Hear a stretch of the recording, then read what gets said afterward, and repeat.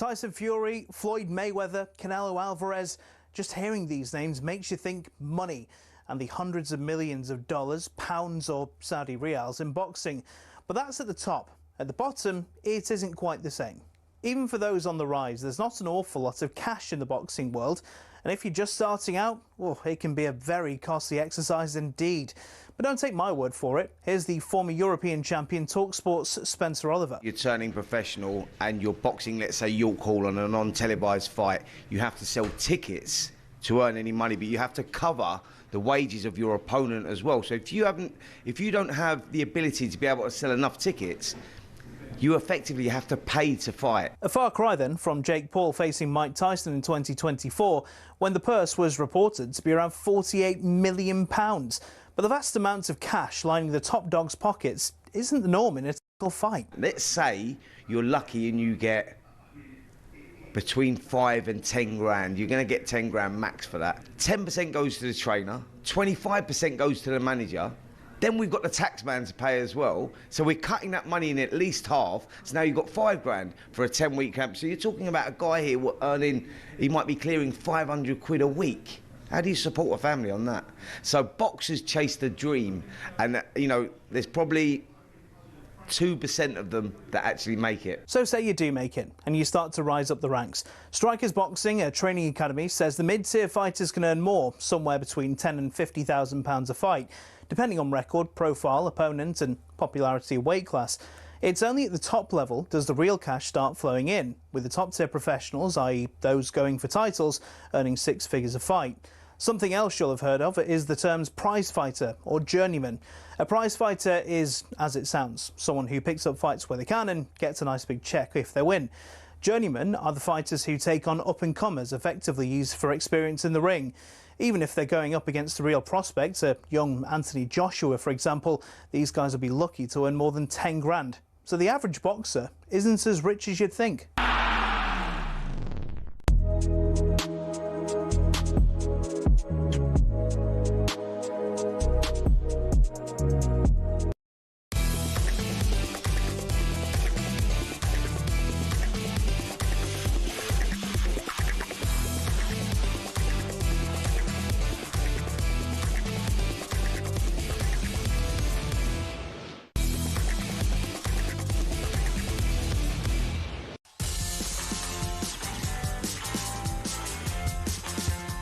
Good evening, this is Thank Footballers Friday on talkSPORT. The A-team is back. Rory Jennings alongside myself, Ade Oladipo. England versus Andorra tomorrow. We're going to look ahead to that game. So many big-name players out injured. I think this is a chance for some of the fringe players to make an impact. Daniel Levy has left Spurs. That's the big news in the last 24 hours. We're going to discuss his legacy that he leaves behind. Also, what next for Tottenham? Rumours of a big sell aren't going away. With the transfer window now closed, what happens to the forgotten players who couldn't get moves they so desperately wanted, and those players that the managers didn't really want anyway? What's going to happen with those players? Raheem Sterling is one of those big name players. We're going to talk about him. A US Open men's semi-finals tonight, the big three all in action. ESPN's Mark Donaldson will join us to preview the big clashes, and we're going to talk the NFL having a season opener in Brazil. Strange. All right, this is Thank Footballers Friday on talkSPORT. Remember, you can get in touch 03717 223344. You can text us as well, 81089. We're going to read out some of the best texts throughout the show. Mr. Jennings. Yes, sir. First time me and you together in the studio. That's glorious, isn't it? It's glorious in here, and it's an honour to be in here with you, Mr. Oladipo. It is. I wish we could see that talkSPORT sign a bit more. That one right at the front. It's smart, isn't it? Yeah, very smart. Yeah. And it's nice. It's nice to be here, yeah. having taken all your dough in Barcelona. I had to get that straight in, didn't I? It's early, isn't it? I had to get it straight in. It's important. It's important that the world knows. Yeah, we played poker. It's my first ever time playing poker. Rory's been playing poker for 5 years and he beat me. Yeah. Thank you very much. Absolutely. No, congratulations. Absolutely. Hope you feel good. But you still celebrate those goals. If England score against Andorra, Harry Kane still celebrates. Just because you have an advantage doesn't mean you don't celebrate. No, you are correct. You are correct. It was a great time. We did play poker in Barcelona. I had my live yesterday. I saw. It was incredible. King's Cross, wasn't it? King's Cross. A live audience of Ade Oladipo And more than just my mum and girlfriend turned up. People actually turned up. No, it looked amazing. I saw it all on the socials. It looked great. Do you have a good time? Honestly, fantastic time. Fantastic. It's a wonderful community you've built there on the Ade Oladipo YouTube channel. Thank you very much. A channel that's now got 100,000 subscribers. Not like yours, though, 350,000 and growing every single day. I remember you can watch, if you are watching on telly, you can now watch talkSPORT wherever. Basically, Samsung, LG TVs, Fire TVs, Chromecast and Apple TVs as well. Or you can just grab the app on Android TV and Google TV. Or now even Prime Video. So basically, talkSPORT's everywhere. talkSPORT, we are everywhere actually, to be honest, won't you? England, Andorra. Excited about it or just a bit flat? Feeling a bit flat, really. I'm feeling like considering how much I love international football, considering how much international football generally means to me. Like I really do buzz off. Yeah, I love it. I love particularly tournament football. Yeah, I love it. No, I mean, we all love tournament football, but do you like the qualifiers? Yeah, I mean, over the years, I've got really into qualifiers. I've been to a fair few. I remember going to Macedonia and watching Peter Crouch score a bicycle kick. Like, I've done my fair share of these qualifiers. And I feel a bit flat about it at the moment. Obviously, we're playing Andorra. The last time we played Andorra, we beat them 1-0 away from home. That just horrendous. A 1-0 win for England against Andorra is on some level a defeat. It's not, though, is it? It is, because you're playing... It's a win, isn't it? Yeah, no, of course it is. But you're playing a team who have a population of 80,000. We're meant to be one of the front runners. We're meant to be, the founders of football. We're meant to be one of the behemoth countries. And we won 1-0, and it felt so flat in that game. And then obviously we came back to the game at Nottingham Forest, and we got beat by Senegal. Trounced by Senegal. So I am feeling quite flat about England, and I can't quite put my finger on why. Look, Well, we know why. Let's not pretend. We know why, because Thomas Tuchel's in charge. Yeah, I was wondering. That's part of it. What I was about to say there was actually related to the managers, and I was certainly a critic of Gareth Southgate, and there were moments where I thought Gareth Southgate got it wrong. I felt that on certain occasions he adopted a rather cowardly approach that cost us. You think about the team that we put out in Germany last year. He was constantly picking players in the wrong position, constantly picking Kieran Trippier at left back. Didn't have the bravery to stick Anthony Gordon out wide. Didn't have the bravery to drop Foden or drop Bellingham or whatever it would have taken. And ultimately, it ended in failure. But whatever you say about Southgate in those moments, he did have something... He did have the power of unifying. He did have the power of inspiring. Yep.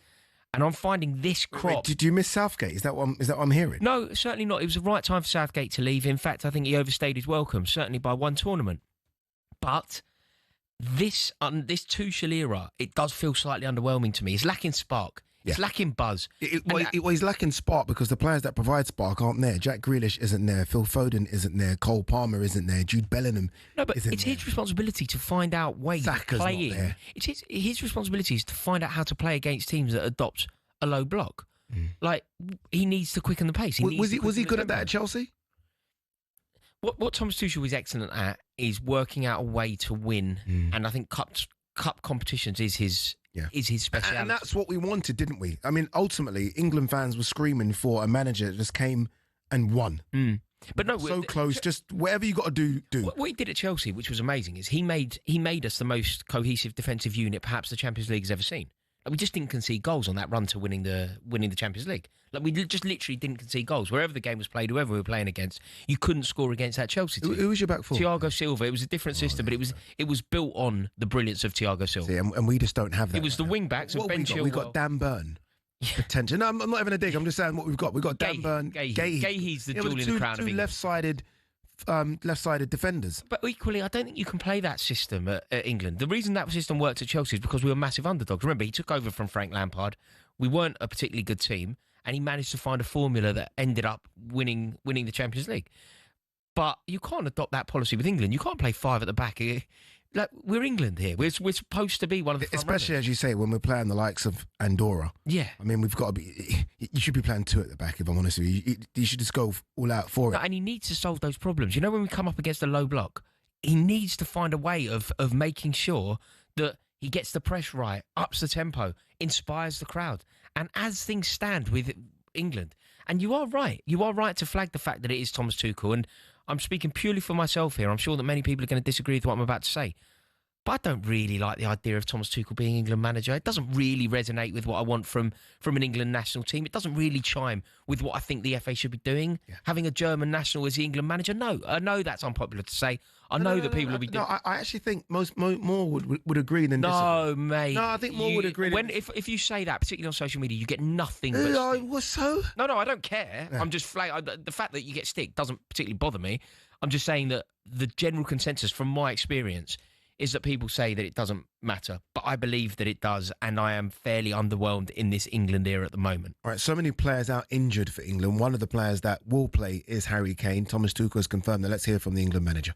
Yes, he starts this one. There's no balance. The only balance there is like I said, the competition is on. It's World Cup season. We have a condensed period of 3 camps. Competition is on, and that means we will start with the team that we trust and with the best team possible for this game, and then we will manage the second game. We will not do it backwards and manage theoretically more difficult away game than a home game. We will not start getting caught up in experiments like this.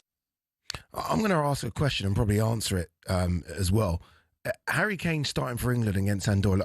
Harry Kane's obviously the captain, and he will want to start. We know he wants to break every single record and make these records unbreakable. Why are we not looked for an alternative striker? Why is it still Harry Kane? I answer that myself by saying there is none. Yeah, I think you're absolutely. I think the reason that you don't look for another striker is because Kane is elite. Kane is a superb footballer, a sensational talent. You could easily argue that Harry Kane is the best striker that England have ever had. I think it's a debate. And I would probably argue that he isn't. I personally prefer Wayne Rooney, but Wayne Rooney's words on this himself were that Harry Kane is the best, and Harry Kane is the most ruthless goal scorer that England have ever produced. I have no issue with it being Kane. I actually love Harry Kane. I think he's an amazing player. How can we not have, though, a proper backup? Well, how can we not have the argument is players like Ollie Watkins? Kane? The argument would be Ollie Watkins. Who's not pushing Kane? The argument would be last year at least would be the likes of Ivan Toney. I think the argument this year, if not injured, would be Delap. I think Delap would have been in the squad. I mean, I don't... No, if he would have been in the squad, he'd have been in the squad. Yeah, he would. He would. And look, I'm a big fan of Delap, but I think it's early. I think it really is early. I think it's at the moment it's Ollie Watkins, isn't it? But I agree. The drop off from Kane to Watkins is I mean, it's just such a stark fall. Who else is there? Is that it? Solanke? Number 9, Solanke. Yeah, no, it's not. It's not a particularly. It's not a particularly gifted crop in that exact position. But you do also have the best player in the world in that position. Like Harry Kane is the best player in the world in that position. So it doesn't really matter who's next, does it? Because the best player in the world is representing England. The trick is to get him playing well. And as much as I love Kane, I don't think that anybody has a God-given right to play for England. It has to be earned. It has to be a meritocracy. He earns it all the time. No, but this is where I had a bit of an issue with Gareth Southgate, and this is why I referred to him last year in Germany as being cowardly. I was in Germany. I was in Gelsenkirchen when we got that amazing moment. In fact, Kane scored the winner, but he had a stinker that day. And if it were a true meritocracy, he should have been taken off. For who? At the time, Ivan Toney. Okay. At the time, Ivan Toney had scored a lot of goals on the build-up. At the time, you could argue Ollie Watkins. Yeah. Ollie Watkins got a look in Dortmund against the Dutch. And remember, he scored an amazing goal. Very true. So I think there were options, but I think the answer is Harry Kane, no doubt. The problem is that there needs to be a bit of jeopardy around his place in the team. And he needs to work for it, and there just isn't. There isn't. Because even when Thomas Tuchel said it in that piece there, he almost says it like so obviously Harry Kane. Like it's not even a thing, is it? It's like, well, Harry Kane. It's because there isn't any. Because there isn't any. The only other thing you could do, though, Ade, to inspire How are we not Kane, producing strikers? But what is the answer? Not potentially just play to your strengths. So the false 9 system. When Spain didn't have a striker, or Barcelona didn't have a striker that year, they ended up playing Cesc Fabregas as a false 9. Who plays that then? England have an abundance of that kind of player. Okay, so Cole Palmer, Phil Foden. Harry Kane's not fit. So what are you saying? Cole Palmer, Eze off him. Cole Palmer false 9, Jude Bellingham false 9. Yeah, they could do it. I think there's certainly. I'd rather do that. This sounds awful, doesn't it? But I think I'd rather do that than Ollie Watkins. Yeah, I would as well. I'd rather do a false 9. I think I would as well. Yeah, because they are world-class false 9s. Yes. Whereas Ollie Watkins isn't a world-class, I don't think, striker. All right, remember, England take on Andorra. Adrian Durham will be presenting that one. Sorry, commentary from Jim Proudfoot and former England captain Stuart Pearce. Up next, my phone lines are open, 03717 223344. What do you want to see from this England side tomorrow? And this is an important question as well. Do you feel very connected to this England side? Look, we all want England to win, But do you feel connected? Does it feel like the Gareth Southgate side, who everyone, it was almost like they were holding hands, like singing Kumbaya, wasn't it? This England side doesn't feel the same. Phone lines are open, 03717 223344.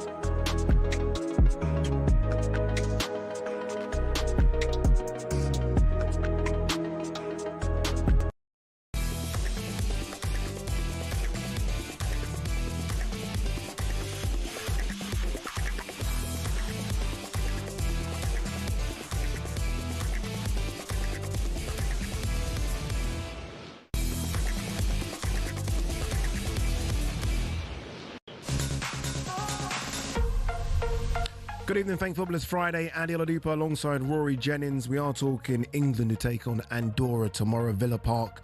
Should be a fun game. Last time out, England only beat Andorra 1-0, which my good mate Rory said was like a defeat. So hopefully a few more goals, although so many injuries. No Saka, which I think's starting to be a bit of a concern, I think, these Saka injuries as well, especially when, again, he relies on that explosiveness, that pace, another hamstring injury. It's a worry to him, but do you know what else is a worry to, Ad? I feel like England are so reliant on certain players. There are some players that are just now ever present and England are totally reliant upon. And I think Bukayo Saka, like, you know, any debate about Bukayo Saka, how good is he? Is he world class? I think it's a nonsense. Is that still a debate? I think it's a nonsense debate, but I do think people would contest it. But the reason why I would say he is so obviously world class is because Arsenal really struggle to function without him, and actually England will struggle to function without him. Yeah. If that isn't the definition of a world-class player, that your club, who are one of the best clubs in the country, and then your national team are totally reliant upon you, I don't know what is world-class if that isn't. I think there should be a bigger conversation, and we'll have it in a minute. I do want to go to David Tanner first, but I think there should be a bigger conversation about Phil Foden, and we'll have that as well. But the first game of the World Cup qualifying for Scotland takes place this evening as they head to Denmark at 7:45. David Tanner will be reporting for talkSPORT. David. Well, notoriously cautious, Steve Clark has surprised most by playing 2 strikers in Copenhagen. Target man Lyndon Dykes returns after missing the second half of last season through injury. He plays alongside Shea Adams, who scored a hat-trick in Liechtenstein 2 months ago. In goal, Angus Gunn returns to the side after being injured in the first 2 minutes of the recent defeat to Iceland. There's a big boost at right back. Aaron Hickey returns after 2 years out injured. The full lineup is Gunn in goal with a back four of Hickey, Grant Hanley, John Suter and Andy Robertson. In midfield, it's John McGinn, Scott McTominay, Lewis Ferguson and Ryan Christie supporting Adams and Dykes. Christian Eriksen has been dropped by Denmark as he's still without a club.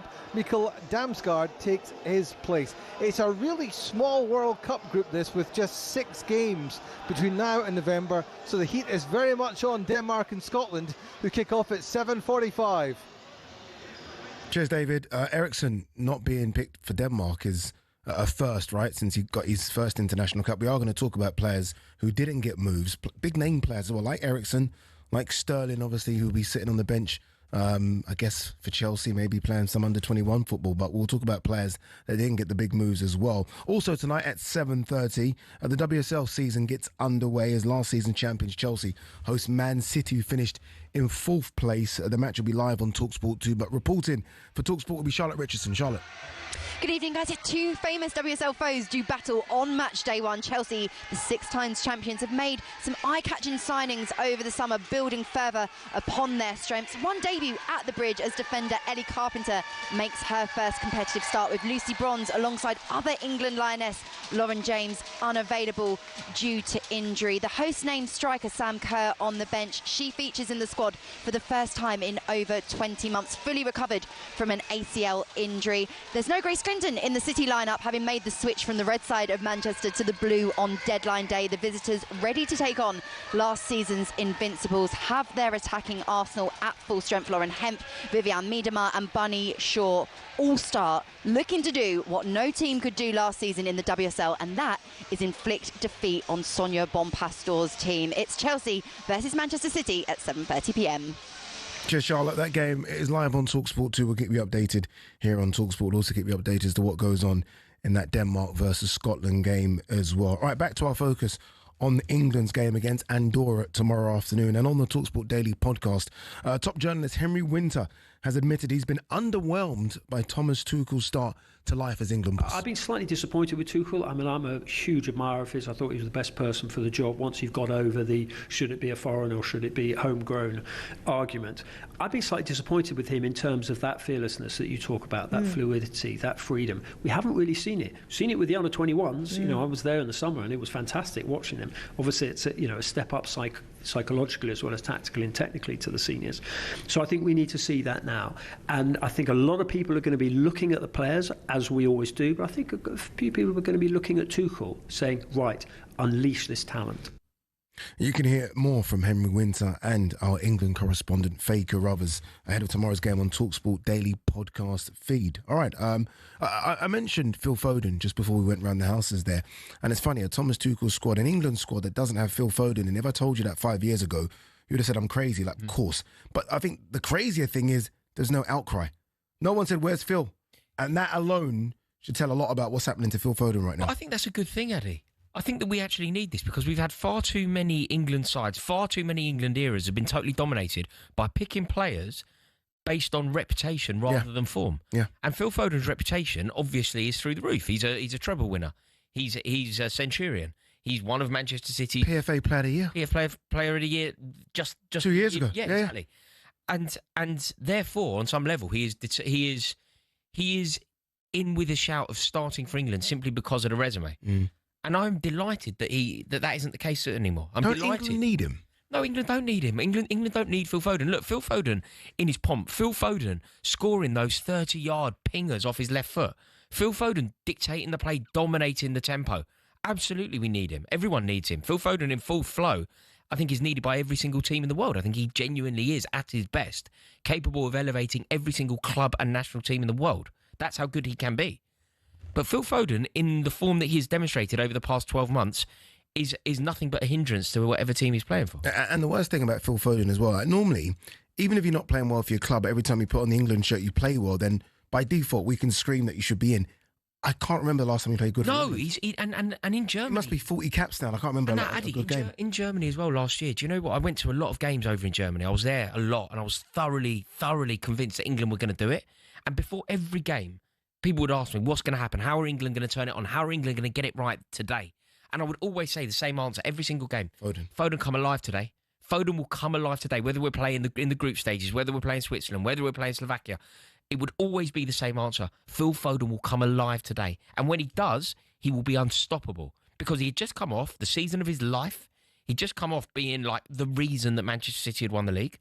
And I thought with Phil Foden in full flow, anything is possible. It was a glorious sight, wasn't it? Phil Foden in full flow. It's incredible. Mesmerising. When he gets that ball on his left foot, forget about it. And it was just time and time and time again. Nothing. No products. Nothing. So much so that it became a question of, is it Bellingham or is it Foden? And the answer is a resounding Bellingham. Yeah. All right, let's go to the phone lines. Remember, the phone lines are open 03717 22 33 What do you make of this current England squad? Let's go to George, Manchester United fan. George, what do you make of this England squad? Underwhelmed? It kind of feels a bit strange, doesn't it? There's no excitement around it.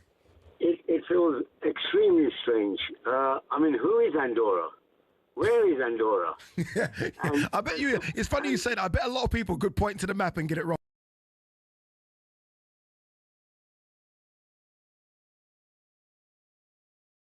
Well, 6-0 like they used to. They won 1-0, didn't they? Yeah. Yeah, but how pathetic is that? Yeah, you're completely right. Do you know what, George? When that result happened, I mean, I said it to Ade, and Ade completely dismissed me. But I said on some level, beating Andorra 1-0 is as close to a defeat as you're ever going to get against Andorra. Like, we're England, and we're playing a team with a population of 80,000. Exactly. I mean, there's more people living in my local borough here than in Andorra. Yeah. Well, how do you feel about England overall, though, George? What do you think? What do you think's going to happen in America? I hope they do well, but it's just disappointment of Tuchel. Now that Tuchel, he's there. I would have preferred an Englishman, to be honest with you, or at least somebody British. Okay, maybe not a Scotsman, but anyway. But at least an Englishman would have been better. But Tuchel, I don't go with it. So he's got to win, or that's it. He's got no choice, really, has he? Yeah, that's it now, isn't it? I mean, look, Southgate got us very, very close. I mean, if Southgate's getting us close, Thomas Tuchel better manager than Southgate, let's be honest. No, but that's what he's the got to get you appointment over the is. line. George is absolutely right, Ade. The appointment of Tuchel is a win or bust, win at all costs. Like, this isn't about development. This isn't about, let's see how we get on. This isn't about building for the future. And that's why, when we lose in Nottingham to Senegal, that's why it's allowed to be a catastrophe. Because there's no wiggle room here. Thomas Tuchel has been brought in, incorrectly in my opinion, but he's been brought in to do one thing and one thing only: get England over the line. We've had the nearly man for ages. Now we need a finisher. Thomas Tuchel, rightly or wrongly, has been identified by the FA as the correct person for the job, primarily because he was very expensive. He's the best that we could afford. And regardless of any other constraint that I believe should exist, we have just effectively cheated and gone for Tuchel. You know, my one thing I do feel sorry for Tuchel for is all of a sudden England's back line, and it was never great, but you always felt like Stones and Maguire together could do something. Kyle Walker as well as a right back, consistent. You look at the back line now and you're scratching your head. We're going to hear from Dan Burn in a bit. Dan Burn, I love Gahey, but lacks experience at international level. No, Gahey shone for England. Gahey's fantastic. He's fantastic. But for England last summer, what's he got though? 15 caps? Yeah, I agree. You know what I mean? But he's not so ready for this, Gahey. He's like a coiled spring, ready for like a huge challenge. Like Gahey, I think is a gift to Tuchel. But I do know what you mean. Who's right back? It is Reece James if Reece James is fit. It's undoubtedly Reece James if he's fit. Just been told Gahey 23 caps. That's not bad actually. Yeah. Also, he's probably England's star man last year, wasn't he? Well, he's the backline starter. He's your guarantee. Yeah, everyone else is question marks. Mark Gahey is undoubtedly England's best centre half. Like, undoubtedly. I know people will talk about Stones, but it's just there's so much jeopardy around Stones. If I was the England manager, or when I pick my England team, there are some names that are just like on the team sheet regardless. Pickford. Who do you think is the most experienced in the back line in terms of caps? Well, caps, international caps. Yeah, it's not a trick. I mean, it would have to be Stones. Gahey.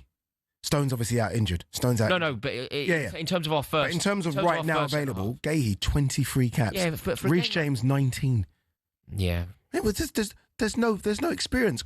Esri Consa 12. By the way, I don't know this off air. This is being fed to me. I don't want you to think I'm an expert on caps. It's just been fed. Like, You didn't have to say that. I just assumed would you have got to me? I just thought you were this font of knowledge. I don't want to pretend to you. I do want to pretend to you. All right, Chelsea versus Man City is about to start on talkSPORT 2. Remember, it's the season opener in the WSL. Updates from Charlotte Richardson. But up next, we'll continue to take your calls on England. And we're going to hear from England centre-back Dan Burn as well.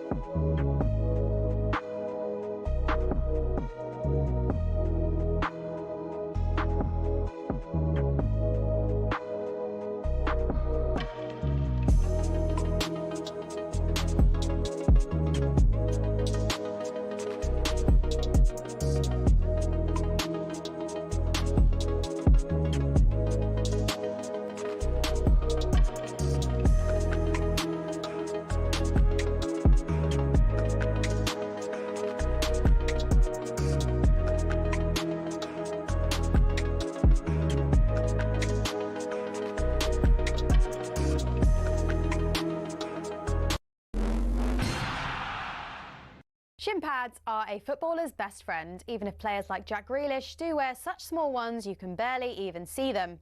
But what's the story with shin pads, and are there any rules on how big they should be? It all started with cricket, actually. Cricketers had been wearing shin pads since the 1700s. They'd been introduced not for leg protection, but instead to give batters a strategic advantage. The idea was that batters could put their leg pads in front of the wicket if they missed the ball, preventing them from being bowled out. Obviously, that all changed when the LBW rule came in, but that was the theory behind them. It was thanks to this guy that shin protection made its way over to football. Meet Samuel Widdowson. He was a cricketer and a footballer. He played for Nottingham Forest back in the late 1800s, and he wanted a way to protect his legs from nasty tackles. Apparently, he'd broken his leg in a match against Sheffield United in 1874 and wanted to stop it from happening again. Naturally, his mind drifted to his other favourite sport, where players had been wearing these pads. Story goes, Widdowson cut up his cricket pads, sewed them into his socks and popped them on before taking to the footy pitch. Ta-da! Shin pads. Like all great genius inventors, everyone took the mickey at first. To be fair, he probably looked quite stupid running around with these on. But it's thought his whole Nottingham Forest team then began wearing them from 1887, and the first known use of them in a match was in 1894, in a match between Newcastle and the then Woolwich Arsenal. Eventually,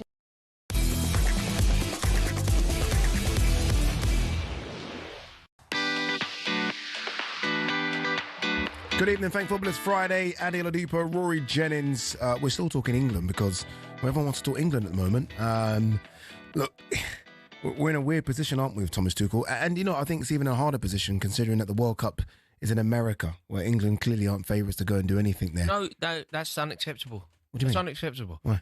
Because you're already giving an excuse. You're already finding a cop-out. England should be winning this World Cup. We've been to final after final. They should not be winning. Addy, think about the track record up until this point. Yeah. Look at what's happened since Russia 2018. Yeah. We've been consistently excellent, a consistent contender, somebody who has improved time and time again, somebody who's got so close that we've been a Rizzler paper away from 2 tournaments.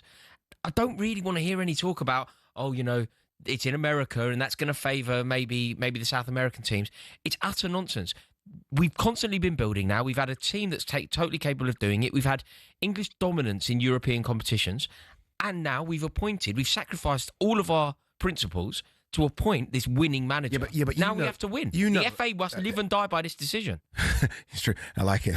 But you know as well as I do, we clearly lack in certain areas. The strength and depth in certain areas is pathetic. But it's only as pathetic as other teams. Like, you know, when you think about teams that have won, when you think about teams that have secured the trophy, you look at their team on paper and it doesn't look that particularly impressive. Like, even if you look at that Argentina team that won the World Cup, I don't believe that it was better than the England team that was there. No, it just had the best player in the world. It did have the best player in the world. Certainly voted as the best. Whether he was actually, I know he won the Ballon d'Or that year, but I feel like that was more of the way that sort of Leonardo DiCaprio won the Oscar. It was more of a cumulative thank you to Lionel Messi. Well, he's only won 7 beforehand. No, and on those occasions he totally deserved it. In my opinion, he's the best player to have ever lived. I'm not being sneery towards Lionel Messi at all.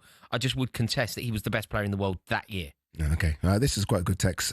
When fit, this is from Lewis. When fit, Jared Branthwaite and Gahey should be England's centre halves. Yeah, I think for the future. I think Thomas Tuchel should look at that now.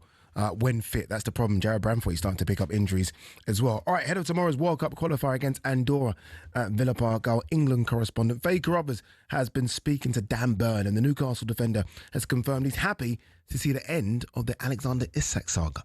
Yeah, I'm glad it's over. I think once we had the transfer window finished, we've got that bit of clarity now, and I think we've invested really, really well in the summer. I think if you sort of took the Alex situation out of it, I think it would have been a sort of top transfer window. But listen, I've been in football long enough now to understand that players have short careers. They've got things that they want to achieve and ambitions, and as a player and a professional, I understand that. Obviously, as a Newcastle fan, we're very passionate about the club and the city, and we think that nobody should want to leave and they can achieve that. Yeah, but for me, I'm just sort of happy that it's done. I'm happy for Alex. He's a friend at the end of the day, and I don't think it was probably easy on him in the summer either. So I'm happy that he's sort of getting his move, and I'm happy that now we can move forward. But yeah, obviously be looking forward to the Liverpool game also. Yeah, I bet you are.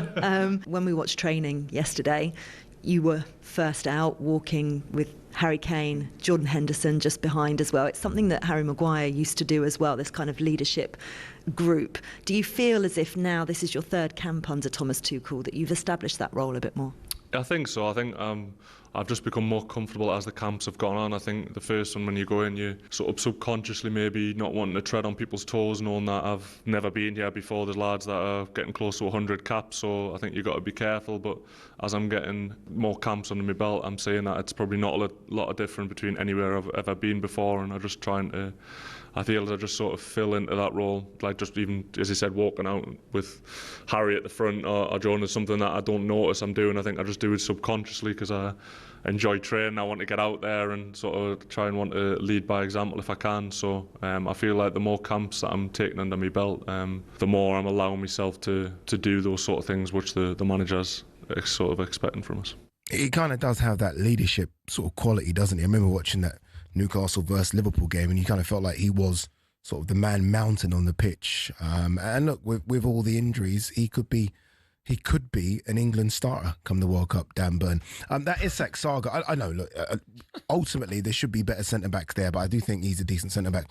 That Isak saga, I can't ever remember I'm trying to think of a big one, but I can't remember one that was as big as that in terms of the back and forth. I mean, it made headlines. I mean, X was going crazy every single day, like journalists getting it wrong, journalists having a go at journalists. It was incredible, that Isak saga.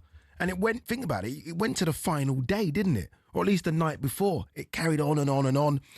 And I mean, good luck to him going to St James's Park when it was sensational, wasn't it? Sensational. As a transfer window, it was just sensational. It was like it had a little bit of everything.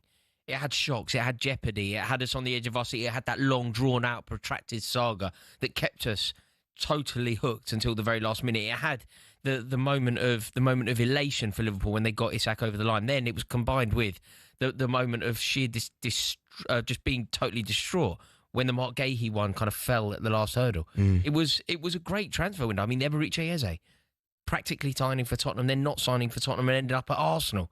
Hugo Ekitike practically signing for Newcastle United, then ending up at Liverpool. It really was a great transfer window. But in terms of a saga, I think you're correct. I don't know. Can't remember one. I don't know if anything is comparable to what we saw with regard to Alexander Isak. Yeah, we'll be talking a bit more about Isak, Sweden in action. It'll be interesting to see if Isak gets some minutes there. It'll be first minutes of the season. Let's go back to England. Phone lines are open. Let's go to Dave, the Everton fan. Dave, surely you'll be thinking, why isn't Jack Grealish a part of this Thomas Tuchel squad? He started really well for you this season.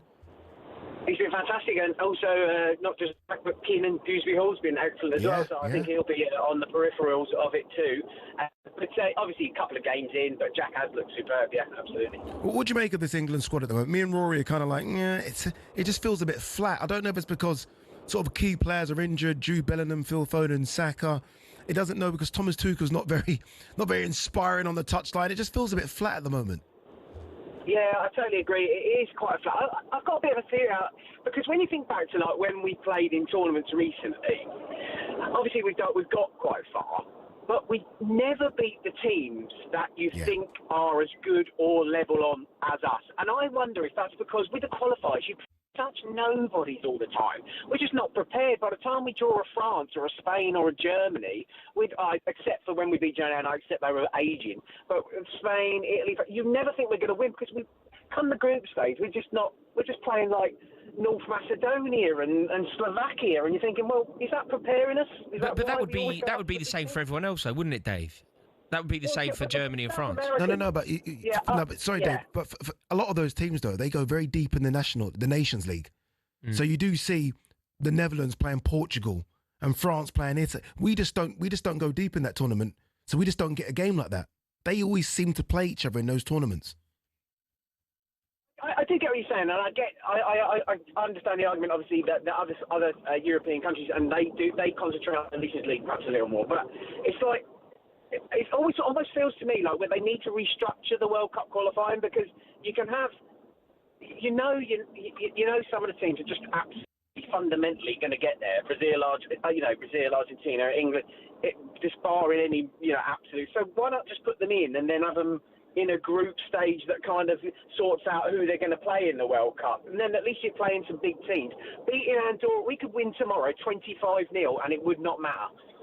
Yeah, and the worst thing, Dave, final, is when we do play these teams, I don't know about you, Rory, but I always feel like we're going to lose. Like England plays Spain, I just think Spain are going to beat us. Yeah, I don't think England I don't think you should be. I don't think you should be feeling that way. We don't beat them though, do we? So no, but this is where it's all gone so wrong. This is where, like, when we played Spain in the final, I remember like chatting to my mate about it just ahead of the game, and he went to me, "Look, we know Spain are going to have all the ball." I'm like, "Hang on a minute, why? Why is Spain going to have all the ball? The best player in Spain, Jude Bellingham, in that previous season, is going to be playing for England. The best player from Germany is going to be playing for England. The best player from the German league is going to be playing for England. The best player in the English league that previous season was Phil Foden, who's also going to be playing for England. So we've got the best player in the English league, the best player in the German league, the best player in the Spanish league, all playing for England. And then everyone who supports England goes, they're better than us, they're going to beat us. We're like, wait, what's going on? Why have we got that kind of cultural defeatism to say that everybody's better than us? This crop of England players are capable of doing it against the very best. We have everything that you would need. We have the world-class talent. We have the holding midfielder. We have that little area of genuine arrogance that you need. And I say that with a... What is it? I think it's poor managerial choices by the FA. I think the FA have let us down. I think the FA got it wrong with Southgate. They persevered for too long. Southgate did very well for a short space of time, and he deserves a lot of credit for that. And I look back on the Southgate era generally positive. It just lasted far too long. And now we have totally sold out. We've totally and utterly sold out by turning to Thomas Tuchel when there were options available. They didn't even have the courage to interview Eddie Howe. Like, that's appalling. That is appalling. Dave, appreciate your call. Thank you very, very much. Phone lines are still open. We're still going to take some more calls. 03717 2233 44. It is the opener of the WSL. Member is Chelsea against Man City. Charlotte Richardson watching for talkSPORT.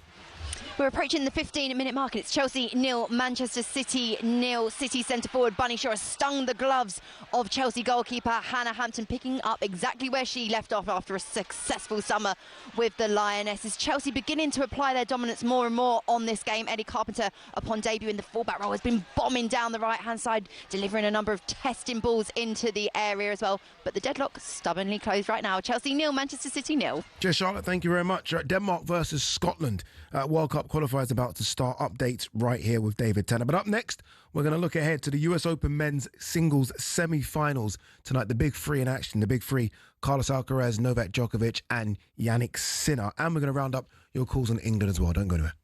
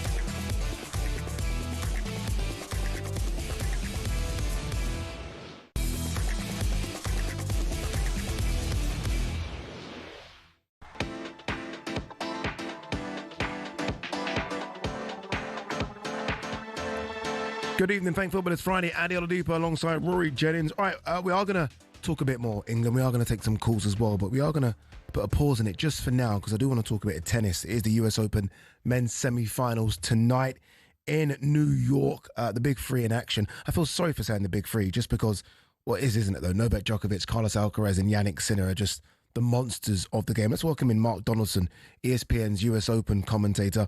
Mark, Novak Djokovic looking to... I thought, honestly, like 3 years ago when Novak was starting to slow down just a little bit, that this is going to be the Carlos Alcaraz and Yannick Sinner sort of era of domination for the next sort of 10 years. Novak just doesn't want to go away. He's like, no, I don't want to go away at all. And are you surprised he's still playing at such a high level? I mean, Carlos looks unbeatable going into this tournament. He's not dropped a set, but are you surprised that Novak is still there? Well, he's made the semi-finals in all the Grand Slams this year, but only Tony Roach and Andy Murray in the Open era have done that and not come away with at least one win. So I think anyone that's watched Novak over the years, and obviously he came through at the same time as Andy Murray, and there's that competitive streak. He's kept himself so fit. Andy Murray's no longer playing professional tennis. Novak Djokovic is. He's not just playing it though, is he, Ade? He's competing. I think this is a step too far today, though. Yeah, Carlos Alcaraz has looked incredible, especially with the new shaven head. I feel like I feel like it's a mean Carlos Alcaraz now. This Carlos Alcaraz Yannick Sinner. I mean, that's the final everyone wants, and I feel sorry saying that, but it's true. That's what we want.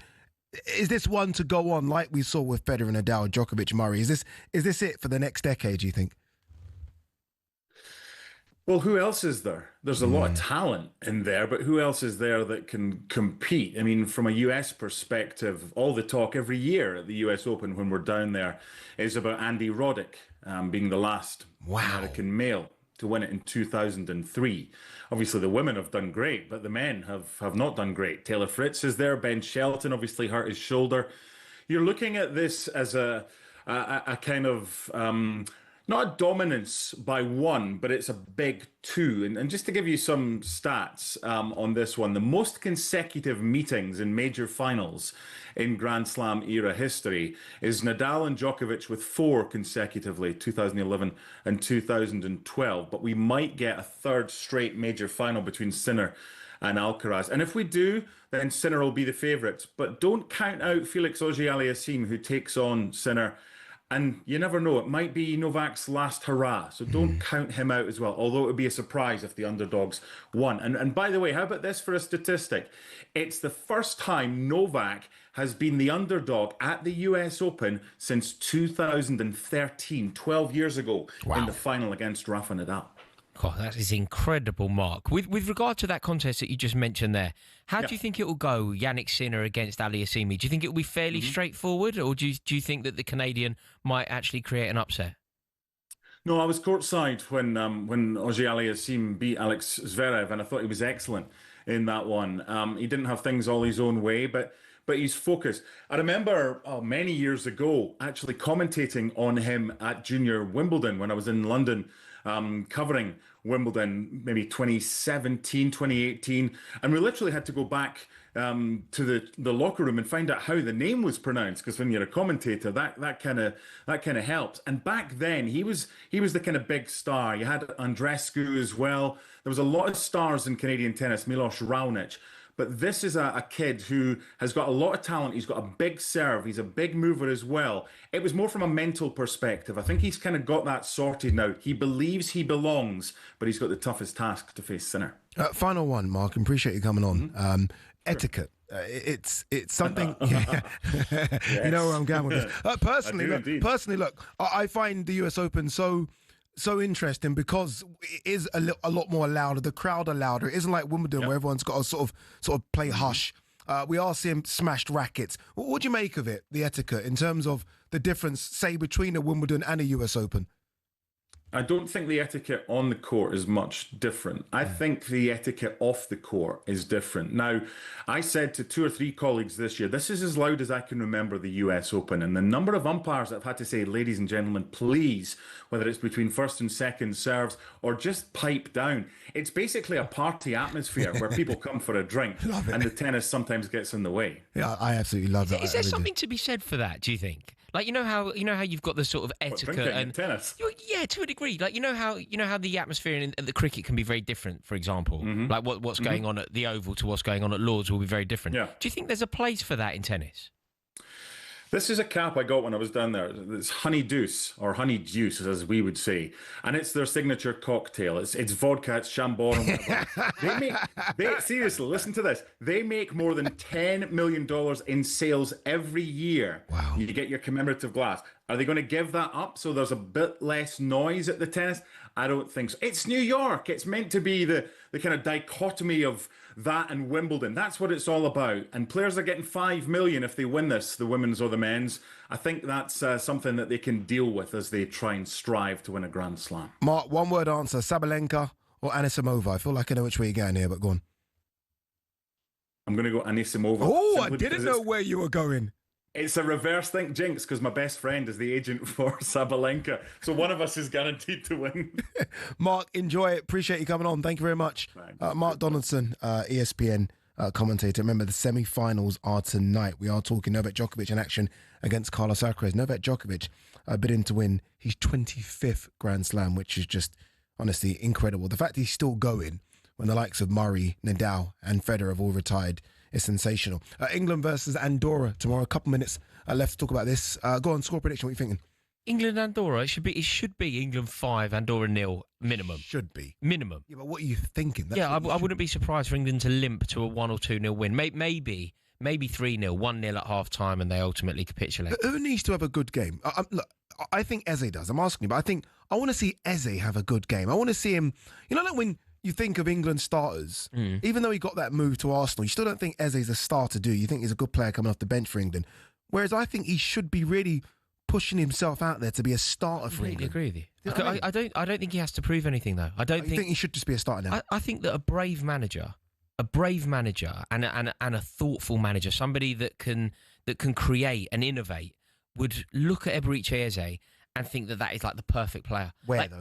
Where on the pitch? 10? Eberechi Eze in full flow is just a sight to behold, right? Yeah. And he is the kind of guy, if you think about over the years, the kind of player that has that tournament, that impact on a tournament. It is an Eberechi Eze type player in the way that it's a Cole Palmer-like player. And I think that you need Eberechi Eze on the pitch, you need Cole Palmer on the pitch, you need Jude Bellingham on the pitch.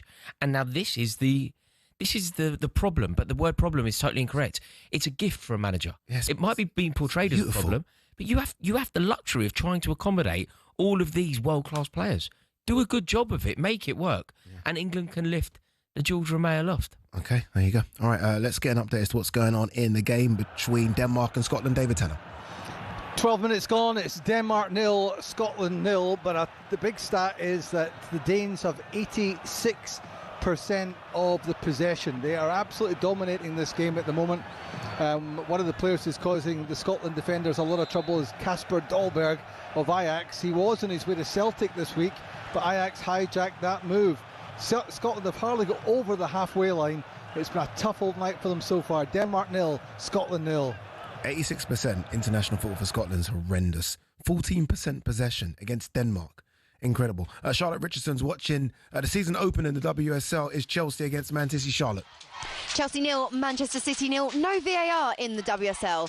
If there was, I am pretty sure the current champions Chelsea would have had a penalty. A powerful Sandy Baltimore strike on the outskirts of the area hit the outstretched arm of defender Gracie Pryor. The City Academy graduate has got away with one as we wait to see who's going to score the opening goal of the new WSL season. It is Chelsea 0, Manchester City 0.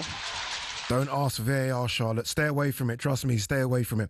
All right, up next, we're going to be looking at the week's big news after Spurs chairman Daniel Levy stepped down.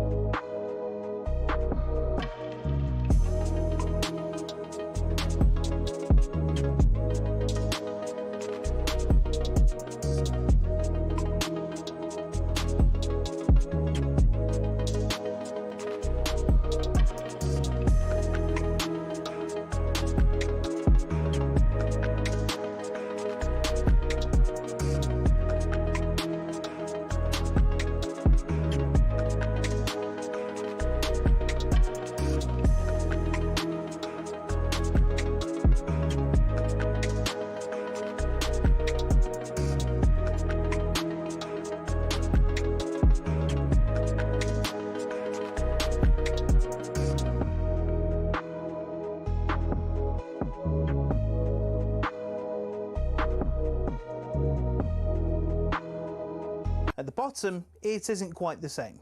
Even for those on the rise, there's not an awful lot of cash in the boxing world, and if you're just starting out, well, it can be a very costly exercise indeed. But don't take my word for it. Here's the former European champion talkSPORT's Spencer Oliver. You're turning professional and you're boxing, let's say, York Hall on a non-televised fight. You have to sell tickets to earn any money, but you have to cover the wages of your opponent as well. So if you don't have the ability to be able to sell enough tickets, you effectively have to pay to fight. A far cry then from Jake Paul facing Mike Tyson in 2024, when the purse was reported to be around £48 million. But the vast amounts of cash lining the top dog's pockets isn't the norm in a typical fight. Let's say you're lucky and you get between 5 and 10 grand. You're going to get 10 grand max for that. 10% goes to the trainer, 25% goes to the manager. Then we've got the tax man to pay as well. So we're cutting that money in at least half. So now you've got 5 grand for a 10-week camp. So you're talking about a guy here earning, he might be clearing 500 quid a week. How do you support a family on that? So boxers chase the dream. And, you know, there's probably 2% of them that actually make it. So say you do make it and you start to rise up the ranks. Strikers Boxing, a training academy, says the mid-tier fighters can earn more, somewhere between £10,000 and £50,000 a fight, depending on record, profile, opponent and popularity of weight class. It's only at the top level does the real cash start flowing in, with the top-tier professionals, i.e. those going for titles, earning 6 figures a fight. Something else you'll have heard of is the terms prize fighter or journeyman. A prize fighter is, as it sounds, someone who picks up fights where they can and gets a nice big check if they win. Journeymen are the fighters who take on up-and-comers, effectively used for experience in the ring. Even if they're going up against the real prospects, a young Anthony Joshua, for example, these guys will be lucky to earn more than 10 grand. So the average boxer isn't as rich as you'd think.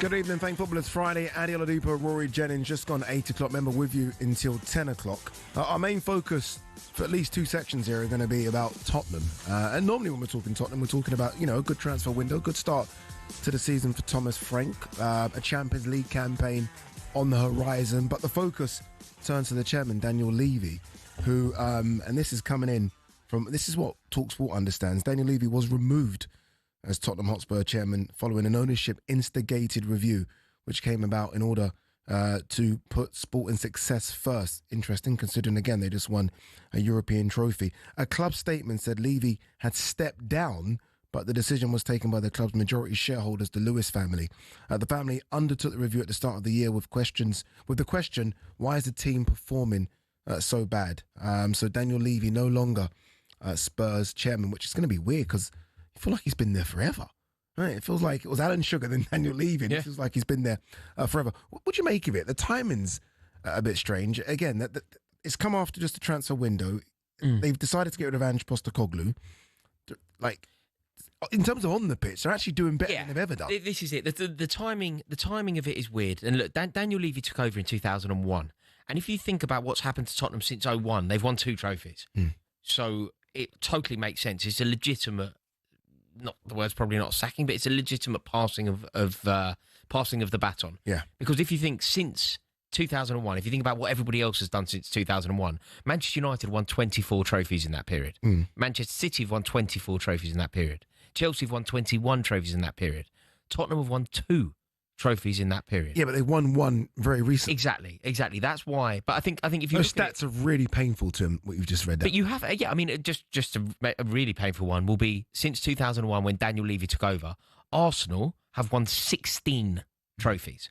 16 individual trophies, 2 Premier Leagues, 7 FA Cups, 7 Community Shields. So I've made it as painful as it could be because I've included the community But shield. we always talk about the way business and business owners look at football clubs now. And the Lewis family will be looking at it from a business standpoint. Since 2001, the valuation of Spurs has gone up tenfold. Yeah. Because of that stadium that Daniel Levy kind of was the brains about. So in terms of a business standpoint, he's actually done well from a business standpoint. He's done well from a business standpoint, and I also think that if you look at it over since 2001, obviously on the pitch it's been fairly underwhelming and totally unacceptable. If you think about who Tottenham are, think about what Tottenham are, what they represent, what their fans want. Like they see themselves, and they still see themselves as a great cup team when the year ends in one and all that. Like you can't be a great cup team when you've won 2 trophies in 25 years. Yeah, okay. You know that's and one of them was very recently. Yeah, you know since. 1991, you're looking at 2 League Cups and now a Europa League. It's just not good enough for a club of Tottenham's stature. But I would also say that whilst Daniel Levy has got a lot wrong, and certainly from a Tottenham fan's perspective, I would back them on their gripes with Daniel Levy. I would say that since they won in Bilbao, since they planted their flag in Spain, since they beat Manchester United in that final, I think Daniel Levy's pretty much got everything right. Agreed. Sacking of Postecoglou was correct. It was not... It would have been popular. a very difficult decision. Popular, but he did the right thing. He didn't get emotional with it, and he did the right thing. He learned from the mistakes of Ten Hag, and he got rid of Postecoglou. I think the sacking was right. I then think they appointed the right man. I still do. I think that Thomas Frank is the perfect man for the job. He totally earned it. He is clearly excellent at what he does, and he is ready for the challenge of Tottenham. So they've got that right as well. I then think they were very ambitious in the transfer market. I think they made some really good signings. I think and by the way, tried to go for bigger signings. They nearly got Eze over the line. They nearly got Gibbs White over the line. They were desperate to do so. And then even with regard to that, you know, they constantly made moves in the transfer market. They were trying. They got Siemens over the line late. Got Kolo Muani over the line late. They'd already got, I think, Palhinha and that relationship that they have with Bayern Munich. If you think about the amount of players, Eric Dyer, Matthias Tell, Harry Kane, obviously. They've got that kind of rapport with Bayern Munich. Palhinha coming in the opposite direction. So I think Daniel Levy's done a lot well. But nothing really will allow his tenure to be looked on positively when you look at the trophy haul. Like his first managerial appointment, Daniel Levy's first managerial appointment, just to demonstrate quite how long he's been there. Do you know who it was? Can you have a stab at it? Daniel Levy's first managerial appointment at Tottenham. George Graham. I'll give you a clue. They got to the League Cup final and they lost to Blackburn Rovers. Glenn Hoddle. Correct. Like, think how long ago that was. Think how long ago that was. And since then, it's 2 trophies. It's 2 trophies in that time. It's a bit of a shambles. But I think it's good news for Tottenham fans. I think it's kind of come at the perfect time. You say that, but it'll be interesting to see in terms of ownership whether or not the Lewis family sell, and then you never know who's going to be in control of your club. It was on the overlap on the 4th of August with Gary Neville. Have you seen that? I don't know if you've seen the episode. I have. And he basically said, look, he's sure that he will get the credit from some Spurs fans. Now that he is... No, he won't. Would he get the credit? No. His history is always written by the winners. The Levy era... But recent history is always blinded. Like, fans always look at recent history. They're going to look at the trophy, they're going to look at the beautiful stadium, and they're in Champions League football. And as you say, they've got a good squad. He's leaving them very healthy. That's the most important thing, though. So he's left the club in a very, very healthy position. No, it's cool. What do you mean? It's not been... The Daniel Levy era will be confined to the ash heap of history and will be viewed by Tottenham fans as a wasted 25 years. And I think that they're right in that theory. It has been so underwhelming. When you think of the size of the club, when you think about what the club should have been doing over those 25 years, when you think about who they were when he took over, I don't think it's been acceptable. At various points, didn't they get to a Champions League final and then not sign a player? Yeah, it was against Liverpool, wasn't it? So in that 2019 team, I think it's fair to say that over various periods of that Pochettino era, Tottenham were the best team in the country. They have nothing to show for it. They have nothing to show for it because they didn't make a signing off the back of getting to a Champions League final. And that is, look, people want to talk about things away from the football pitch with regard to Daniel Levy. He built a stadium and whatever. That's great, the stadium. It's great for Beyonce. It's great for Beyonce, but Tottenham fans want trophies in a cabinet. But it's a great stadium in terms of sort of money generation. You can't put the stadium in a trophy cabinet. No, you can't. But it's a great stadium. But that means something. I don't think it means something. The fans love going there. No football fan No football fan who isn't one of those weird online football fans who gets their buzz off. No, don't do that. Just say what you want to say. Get your statement out. Don't say no football fan. No, because there will be a football fan. There are weird football fans online in particular who get their buzz off who get their buzz off a spreadsheet. They get their buzz off turning a profit. Those weird football fans I can't relate to. I've got no empathy with, and they might like the Levy era. No, but if you're a Tottenham fan, that's his job. If you're a Tottenham fan who prior to the Levy era was used to seeing your team win silverware, was used to seeing your team go to Wembley and lift trophies aloft. And then Daniel Levy comes in and you don't do that for 25 years. You're not going to comfort yourself because you've got a lovely stadium. I heard David Pleat talking. David Pleat went, well, they've got lovely changing facilities or lovely training ground. So what? So what? They're a football team with a proud history of winning silverware. They pride themselves on being a great cup team. Look, I've got no love for Tottenham Hotspur, but I respect the institution. And David Pleat coming out and kind of going, well, David and I've got a good training ground. I'm like, what? They've managed to build a nice training facility in somewhere in Essex, and that is supposed to comfort Tottenham fans and make them feel good about their team. Like, it's utter nonsense. Tottenham fans don't care about the partnership with the NFL. They care about winning league titles and challenging for leagues and cups. Well, there are a few bits off that. All right, Simon Jordan doesn't work on a Friday, as you guys know, but was so... You got to rate that. You got to rate that. Doesn't work on a Friday. I think we probably called him in Marbella. Paddle Fridays. Yeah. But he joined the breakfast show. This is what he had to say about Daniel Levy stepping down. Bottom line is, Daniel Levy, I think, did a brilliant job for Tottenham Hotspur. I think he built a spaceship. The challenge for Daniel now is he's probably locked into ENIC with no salary. And I wonder how they'll deal with him in the future. Maybe they'll squeeze him out and give him a haircut on his share price. If you don't build success on the field, it's perceived as a failure tax to some extent. And if you look at the value of Chelsea and if you look at the value of Manchester City, where they've spent big, it's like making a Hollywood movie and saying, I don't want to buy the superstars because I want to keep my budgets to a level. There is a thought process that needs to change. I think the legacy for Daniel has to be that he's built a brilliant football club with a real opportunity. And those that are sort of revelling in the fact that Daniel's gone, careful what you wish for.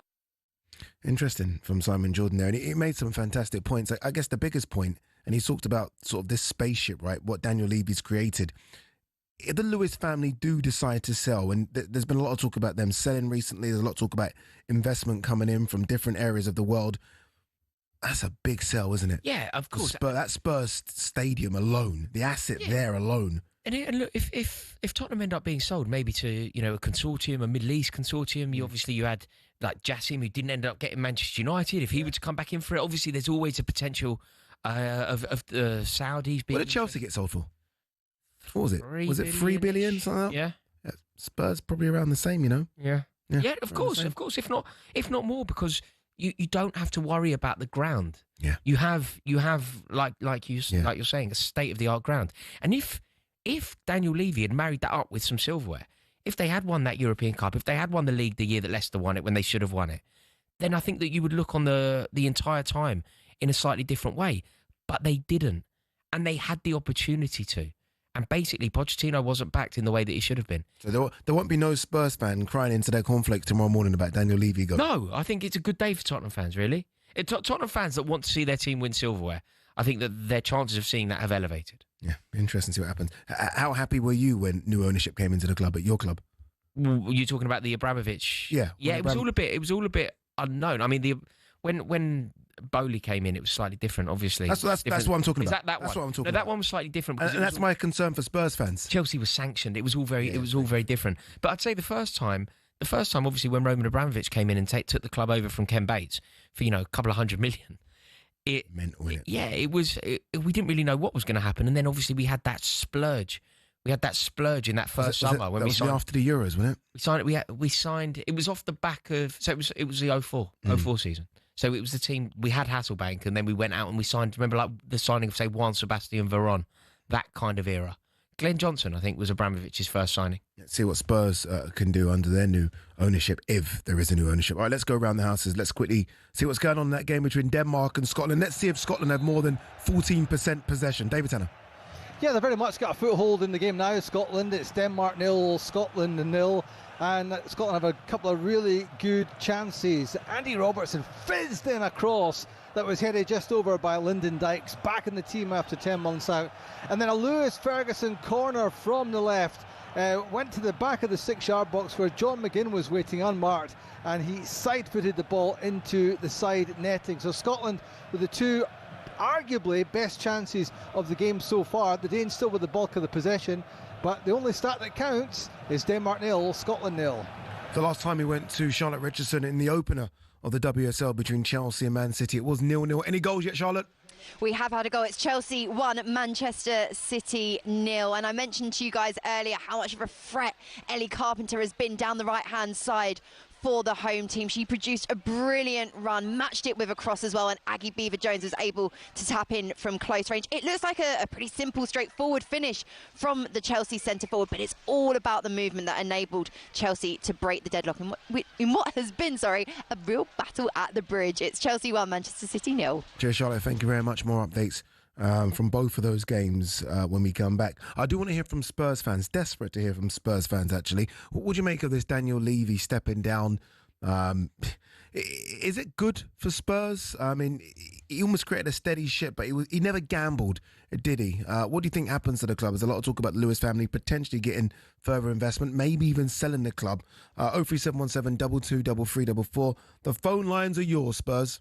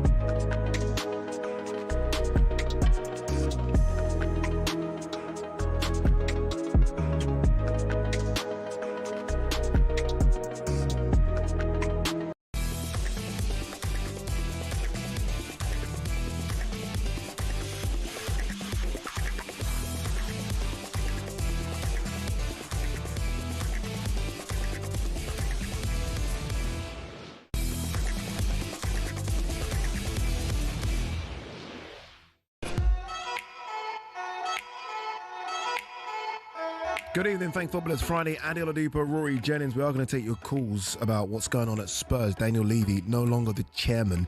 But before that, former Burnley and Everton manager Sean Dyche is back on talkSPORT for 3 hours this Sunday from midday. He'll be alongside Johnny Owen. Tune in for Sean's take on player power, Daniel Levy's shock exit from Spurs, and whether he's keen to get back in the dugout soon. We're going to get back to Levy and Spurs shortly, but first, it's half-time now between Chelsea women and Man City women. Charlotte Richardson. Chelsea won, Manchester City nil, the Champions League, courtesy of Aggie Beaver-Jones' clever tap-in from close range. Chelsea building up play beautifully, transitioning from defence to attack so smartly. City just couldn't cope, and they had no answer to Ellie Carpenter's blistering run and cross down the right-hand side. An assist on debut for the fullback, who has been playing so high up the pitch. She's been like a winger at times. Super impressive stuff from the new signing. Bunny Shaw, who jointly won the Golden Boot last season, has been kept largely quiet. She did, though, force a smart save early on, while City captain Alex Greenwood smacked the crossbar with a direct free kick. Chelsea have not lost at home in 46 league matches, and they're ahead in this season opener. At half-time, Chelsea 1, Manchester City 0. Yeah, very, very daunting for Man City when you hear those stats. Not lost at home for 40. Reminds me of your Chelsea under Mourinho. Over again. It is, isn't it? Mourinho. Bit of Conte there as well. All right, let's talk what next for Spurs. Daniel Levy, I think the news surprised everyone when we realised Daniel Levy had stepped down from his role as Spurs chairman. As we did hear, though, in the news, still owns 26% of the club, so it's not all doom and gloom for him. Let's go to Darren, the Spurs fan. Darren, what did you make of all this? And what happens next with Spurs? Well, I make of it, I'm still worried, because if you look at the guy who's either temporary in charge or going to actually take over charge, he's a mirror image of Daniel Levy. And the other thing is, everyone blames Daniel Levy, but if you hear Harry Redknapp describe what used to happen when he was in charge at Spurs, he said Daniel Levy had to go to Joe Lewis to get permission for the transfers. Okay, so all the blame that fans have been pointing at Daniel Levy, saying you're not spending enough money, you haven't brought the players in when we need them, basically not his fault. Well, put it this way, Joe Lewis hasn't put any money in that club since he bought it. He's basically, all he's done to turn around and do is wanted that club to be self-sufficient. I do blame Daniel Levy as well, but you have to look at the Lewis family. I don't think they're going to sell. I think this is all to make them look slightly better, but I think it's partly them as well. I think we can't just blame Daniel Levy on this. So what are you thinking is going to happen here? Obviously, it's Lewis's children, isn't it? Isn't it Charlie and Vivian, who are now?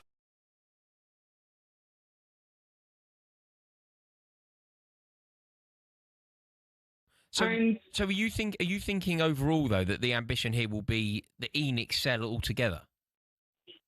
I hope it will be that. I don't think it will be, because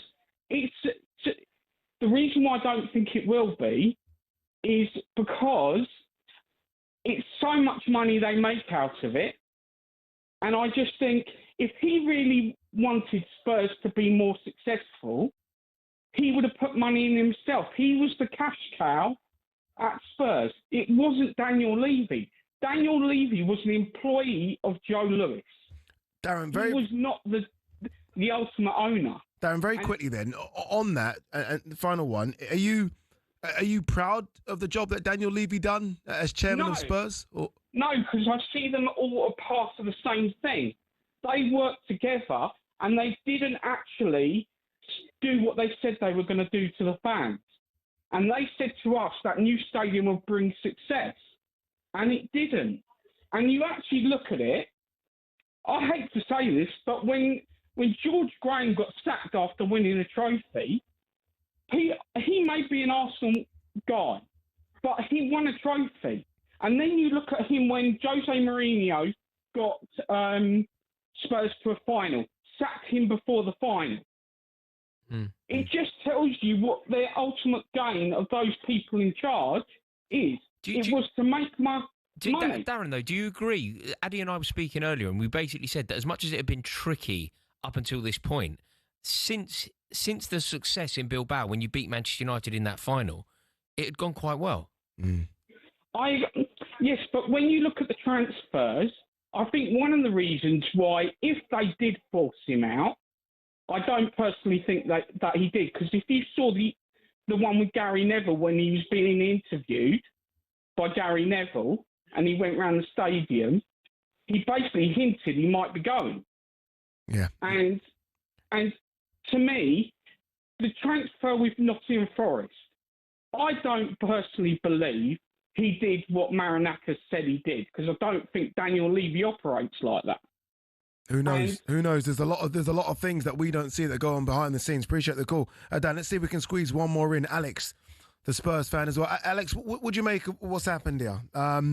Again, we all thought that Daniel Levy was going to continue, especially when you think of that interview with Gary Neville in the overlap. You got this lovely stadium, your Champions League football, you won a trophy. Timing seems really off, doesn't it? Yeah, it does. And I think a lot of fans sitting here with perhaps a short-term memory, remembering the success in Bilbao, remembering the good summer window we've had, even though there was a couple of transfers that, went wrong and made us look a bit silly, and also getting Frank. So short-term memory, it's a good memory, really, isn't it? If you look over the last 4 or 5 months, but the long-term memory, it's been a long haul of pain, and the pain has been really controlled by Levy. Levy has had the full responsibility for the operations of the club, and he's in a way micromanaged his way along.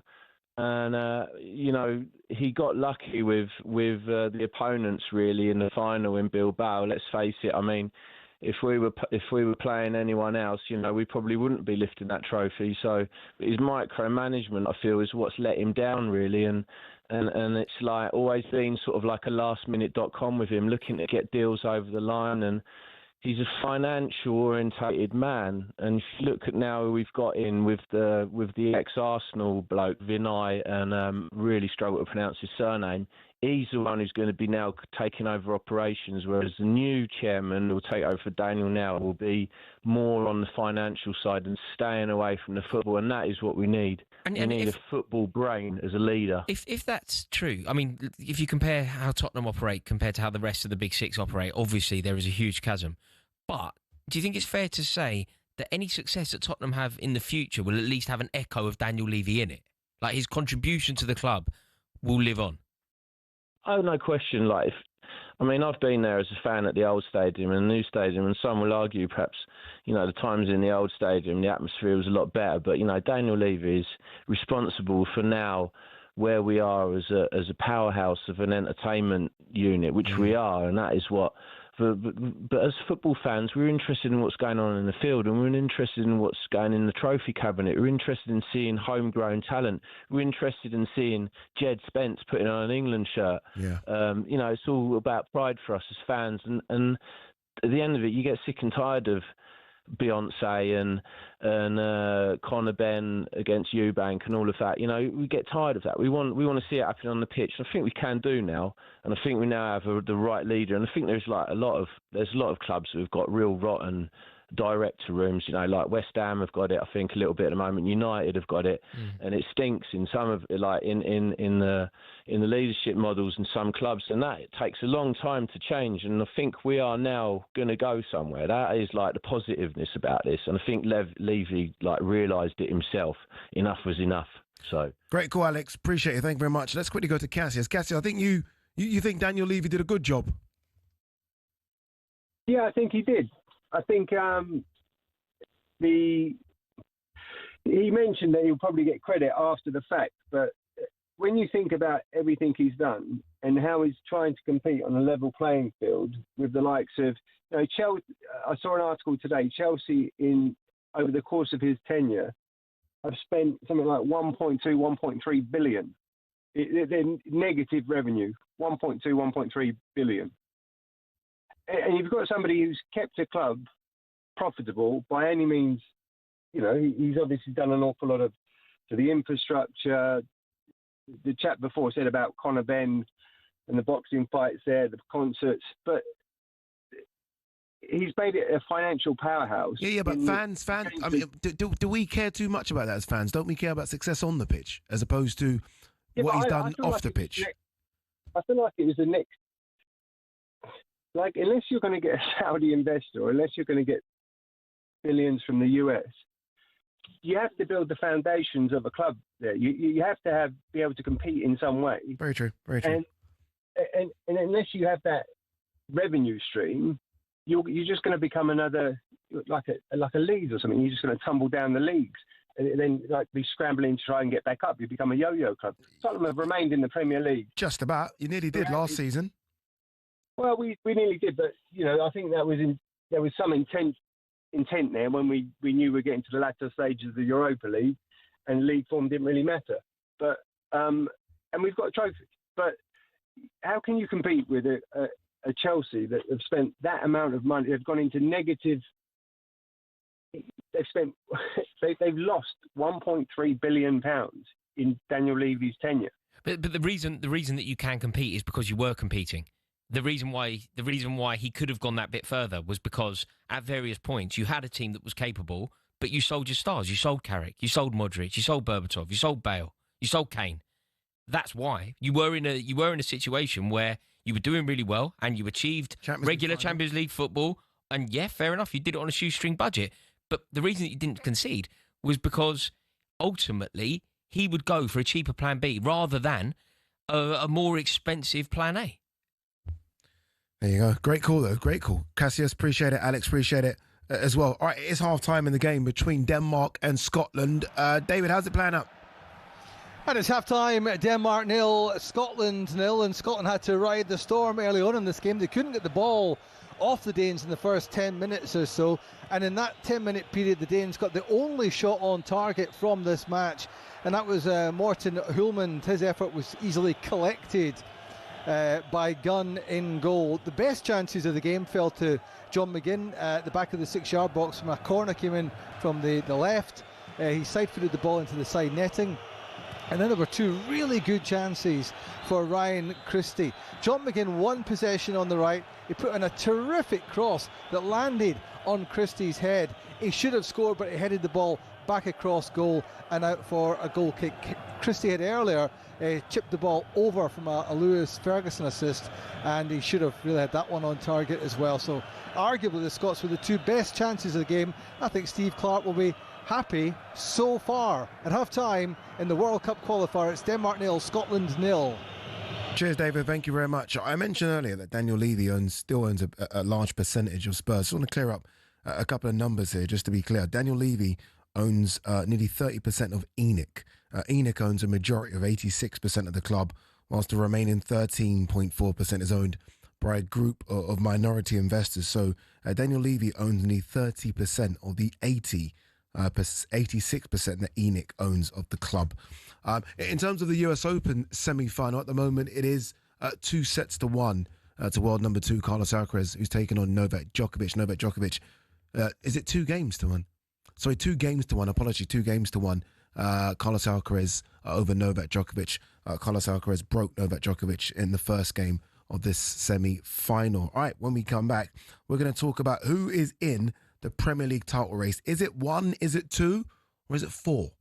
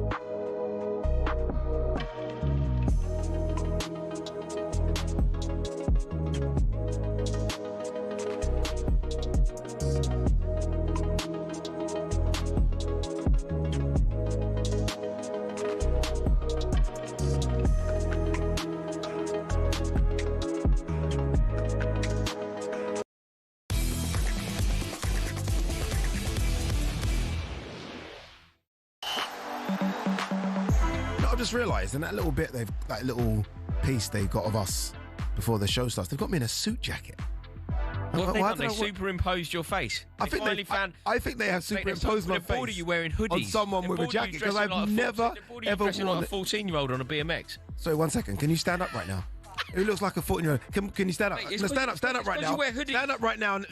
Stand up right now and let the people at home vote who looks like a 14-year-old on a BMX. There's nothing wrong with wearing shorts. Just stand up and we're proving Shorts are fashionable. But you got a 14-year-old pair of shorts on. That's the problem. It's because they're used to seeing you wearing hoodies, so they have to superimpose your face onto somebody wearing a jacket. You definitely look like a 14-year-old kid right now. If anyone looks like a 14-year-old kid, I said it to you about wearing hoodies. You dressed like a 14-year-old on a BMX, and suddenly you got all upset. I haven't. I'm just saying you're wearing shorts, and it's like autumn now. Thankful it's Friday. Ade Oladipo, Rory Jennings. We're happy. We're friends, by the way. But anyway, don't forget you can watch talkSPORT on your TV: Samsung, LG, Fire TV, Apple TV, Chromecast, Android, and Google TV, or even Prime Video. Wherever you watch, we are there. All right, let's talk of the race for the title. I know we're going early, 3 games, but doing the title. If we're doing a title discussion now, and you can make this a 4-horse race, then I'm very impressed with you. Liverpool, definitely, obviously. Yeah. Arsenal, Chelsea.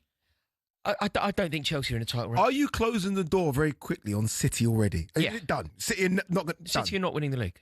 Okay. I think we've seen enough in City, and it isn't only this year. We have to take into account when you think about who City are, and I extend this to everyone. This is something that we do to everyone. The reason why Manchester United are in a perilous situation, the reason why Ruben Amorim is in a real tricky situation that could result in his demise very soon, isn't only because of what we've seen this year. It's because he presided over Manchester United's worst ever Premier League season last year that culminated in a total embarrassment in Bilbao, getting battered by Tottenham in a European final. Yeah. Unacceptable. So when we talk about Amorim being in trouble, we're not basing that on 3 games. We're basing it on since his appointment. Yeah, but that's Amorim. This is Pep.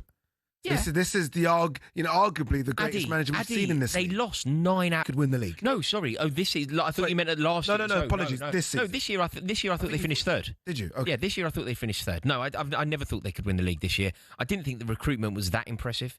I think that there are holes in the squad. I think that they've got major issues, and when icons like De Bruyne move on, they're almost totally irreplaceable. Yeah. But I also think that there's a question mark over Pep Guardiola now as well. Not over his legacy.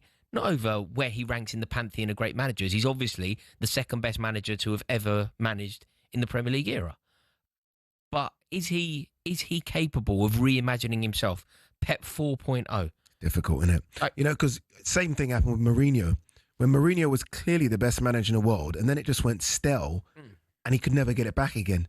And I think Pep's style of football's slightly better than Mourinho's was, but Mourinho couldn't get it back again. No. And I just wonder if maybe football might have already caught up with Pep. I know that sounds crazy. Also, this would be the 4th team, pretty much the 4th team that he would have to build at Man City.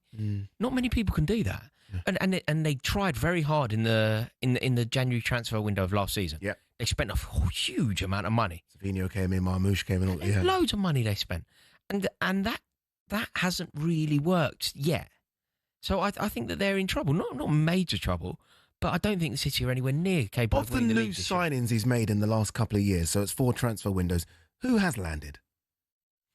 Of the newest crop? I mean... Of the newest crop, who's like, okay, yeah, cool. Well, this is the other thing, and it's very difficult to do this, but if you start exploring... It's like 10 of them. If you start exploring mistakes made by Pep Guardiola, it's very difficult to argue about the mistakes made when they win the league. So I would argue X is a mistake, and then you go, well, they won the treble that year, so it's hard to argue that it's a mistake.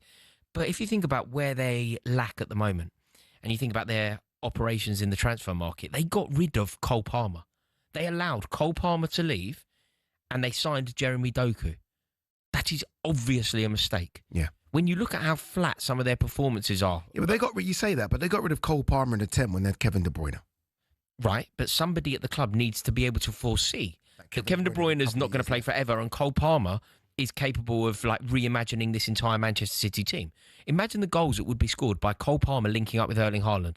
Haaland to Palmer, Palmer to Haaland. How many goals is that worthy in a team? Then you look at the lack of zip in their squad and the priority, and I think this is a huge error. Jeremy Doku, I don't care what anyone says to me. Jeremy Doku's not a better player than Jack Grealish.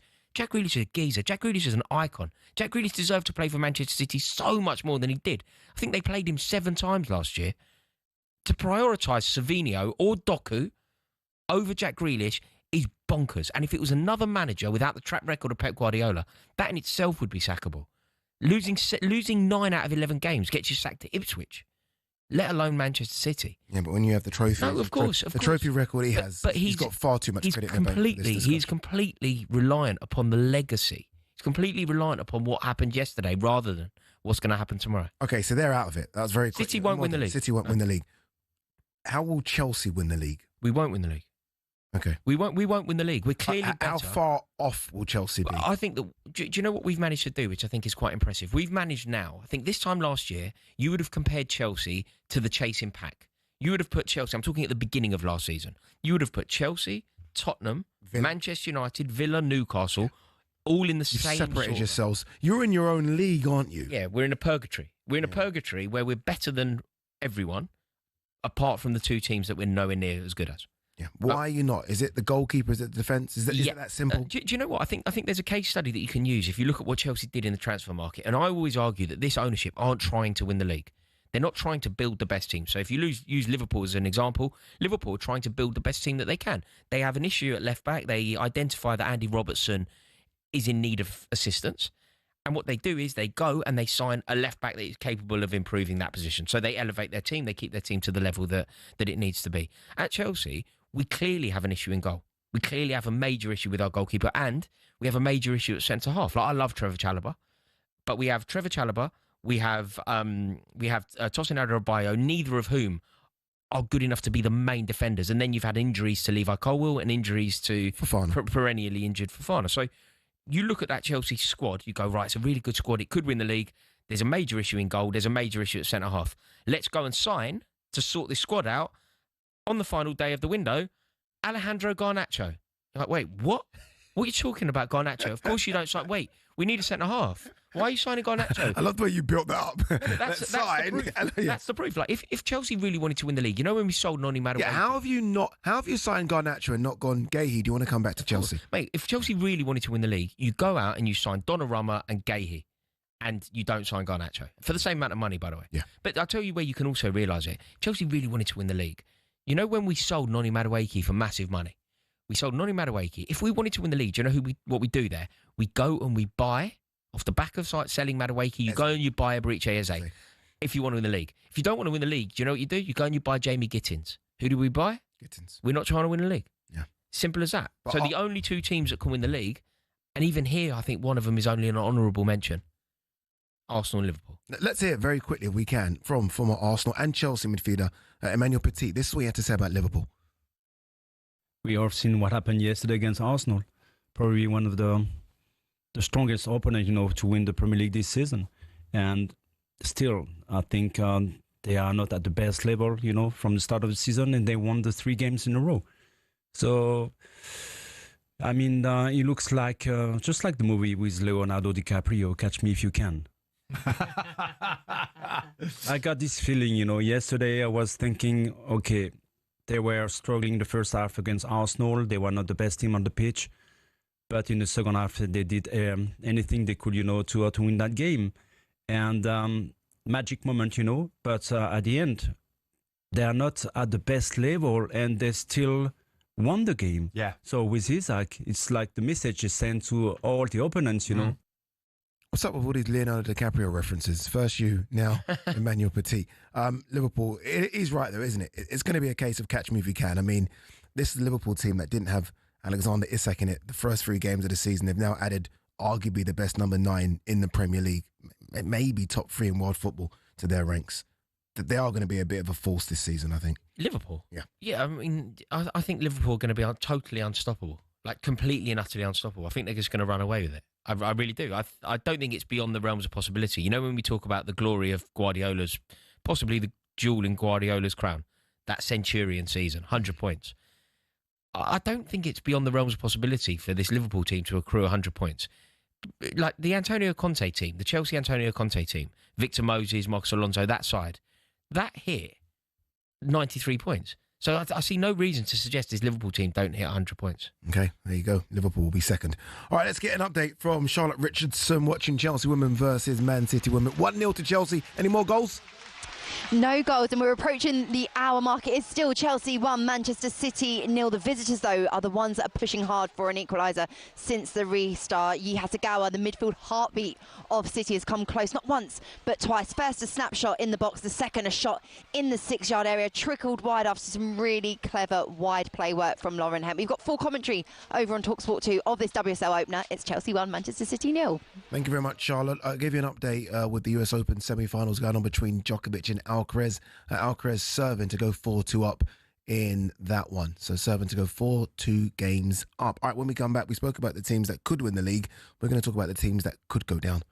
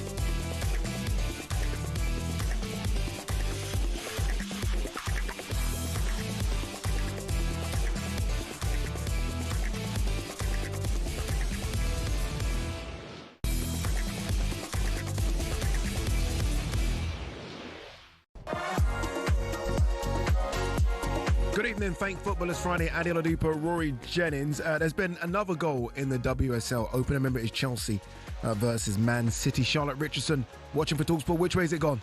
It's Chelsea 2, Manchester City 0. The champions doing what they do best, soaking up pressure when necessary and then showcasing such killer instinct. Mika Hamano with the finish. Some good work down the right-hand side by Vika Captain. Laid the ball along the area. Hamano, unmarked at the back post, was able to tap in. We've got full commentary of this game over on talkSPORT 2. It's Chelsea 2, Manchester City 0. All right, we're going to have a conversation now about teams that will probably go down, or at least we think will go down. At the start of the season, I think many said the teams that will come up will go down just because that's how it's been the last few seasons. Of those teams, Sunderland currently sits 6th right now, Leeds 12th and Burnley full team. So we may have got that wrong, although we are going very early here, 3 games of the season gone. But when you do look at the way Sunderland have started, their transfer business, fantastic. Xhaka coming into that midfield, adding experience.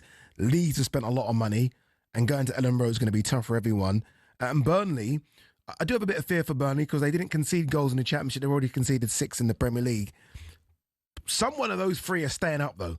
Yeah. I'm convinced that one of those 3 are staying up. Do you know what, Ade? I'm already so impressed with the teams that were promoted. They've already put Russell Martin to shame. They've already embarrassed Southampton to a ridiculous level. Because if nothing else, they're showing desire, they're showing passion. Fight. They're showing ambition. Like, whether Sunderland survive or not, it's refreshing to see a side like Sunderland come up, give it a go. This is all true, but Sunderland have spent a lot of money compared to Russell Martin Southampton. A lot of money. They've spent a lot of money, but remember, they were starting at a far more in deficit than Southampton. Very true, because they bounced from League One to Championship. And also they didn't expect to be promoted. They were kind of overly promoted. They've done incredibly well. Regis Labrie has shocked a lot of people. So it's a delight to see Sunderland back. They're a big club. They're a prestigious club with a rich history, and you want those kind of clubs in the Premier League. And it's a joy to see Ellen Road in full voice. I thought that getting a point against Newcastle was big. Fantastic. Big for them, big for their belief. Yeah. So I think that if you are a team that's in the Premier League and you kind of see yourself as being part of the established Premier League sides, this could be a bad year for you. Yeah. Those clubs that are now kind of poorly run, poorly managed, poor playing staff, they could be in real stuck. Wolves are scary right now, aren't they? Wolves are in stuck. I think West Ham United are in stuck, I think. Yeah. As things stand anyway. Yeah, I agree. Brentford, yeah. What are you laughing for? Brentford, you're absolutely right, Brentford are. But with Brentford, look, I mean, obviously, I'd like Brentford to go down. wait, no, I don't. Obviously, everybody anybody who's ever heard me talk about football will know I'd love Brentford to go down. But the reason why I feel like they're in big trouble is because if you did this to any team in any single summer, you take out of any team the 2 top goal scorers, the captain, and the manager. It's like what are give them a fighting chance? What chance have they got? Right. You remove Slot, Van Dijk, Salah from Liverpool. Good luck. The 2 top goal scorers, the club captain, and the manager. And the manager was the governor there. And by the way, the replacements. He's had no time to replace Vissa. He's had no time whatsoever as well. Replacing Thomas Frank. So no, I think Brentford are in real trouble. I'll be shocked. Wolves are in trouble. West Ham United. West Ham are a big rival of Chelsea, so on some level I would like it if they struggle. But equally, you don't really want to lose West Ham. 3-0 though, their last game could kick-start. It could. 3-0 is 3-0. And keeping Paquetá as well. What is about West Ham? They've got match winners. They've got enough. Jared Bowen and Paquetá, just alone, those 2, I'm like, they've got enough. Yeah, those 2 should be winning. Who could basically be playing for Champions League teams. Yeah, I agree. Yeah. I agree with you. But I do think that there is a real twists and turns to come down the bottom, because it's been quite uninspiring down there. It's been quite flat. The relegation battle, in terms of a Premier League season where you get your buzz out of a Premier League season, obviously we talk about who's going to win the league. The Champions League spots gets a lot of interest and traction. But who's going to go down? It's a major. Remember that when we were young, it was 40 points. Yeah. 40 points. You've got to hit the 40 points. And then last season, it was just horrendous. I remember, when I was really young, I remember Everton played Wimbledon, last day of the season. And they survived. I think Graham Stewart was involved. And they survived on the last day of the season. And I remember looking, I had Match of the Day recorded that I would watch over the summer. I'd watch the same episode. It was pandemonium at Goodison Park. You'd think they won the league. Yeah. Those scenes, I think there was obviously equally great scenes. Kieran Richardson at the Hawthorns. Remember that? They're amazing. Yeah. They're amazing moments, aren't they? And we haven't had those moments over the past 2 seasons because it's been, you say about 40 points. Last season, I thought the 3 teams that went down weren't going to get 40 points between them. It's horrendous. Whereas this year... I've got it really wrong with. And again, I could be saying this in May and I've got it right. Everton, I think I've read wrong. Everton could qualify for Europe. Yo, stop it. I'm serious. Stop it. Wait, Everton could qualify for Europe. Never doubt Jack Grealish. Never doubt that. Never doubt the Everton support. Never doubt Jack Grealish. And Jack never doubt Grealish David could Moyes. play for Brentford and you'll say they've got a chance to top 8. Mate, they had Jack Grealish. You know what it is? I thought moving to a new stadium, I thought, obviously, look, it doesn't have the same as that Gladys Street, and I thought they'll struggle for noise and atmosphere, but fans love it there. They've already created a racket there already. Also, do you know what they've done? They've just signed some footballers, which I like. Yeah, footballers that have no socks. Tyler Devlin, Keenan Dewsbury Hall, Jack Grealish. Just give him the ball and hope for the best, man. So not David Moyes signings. No, I know. Although David Moyes has done this in the past. He's got performances out of Paquetá. He's got performances out of Mikel Arteta. Yeah. He has done that before.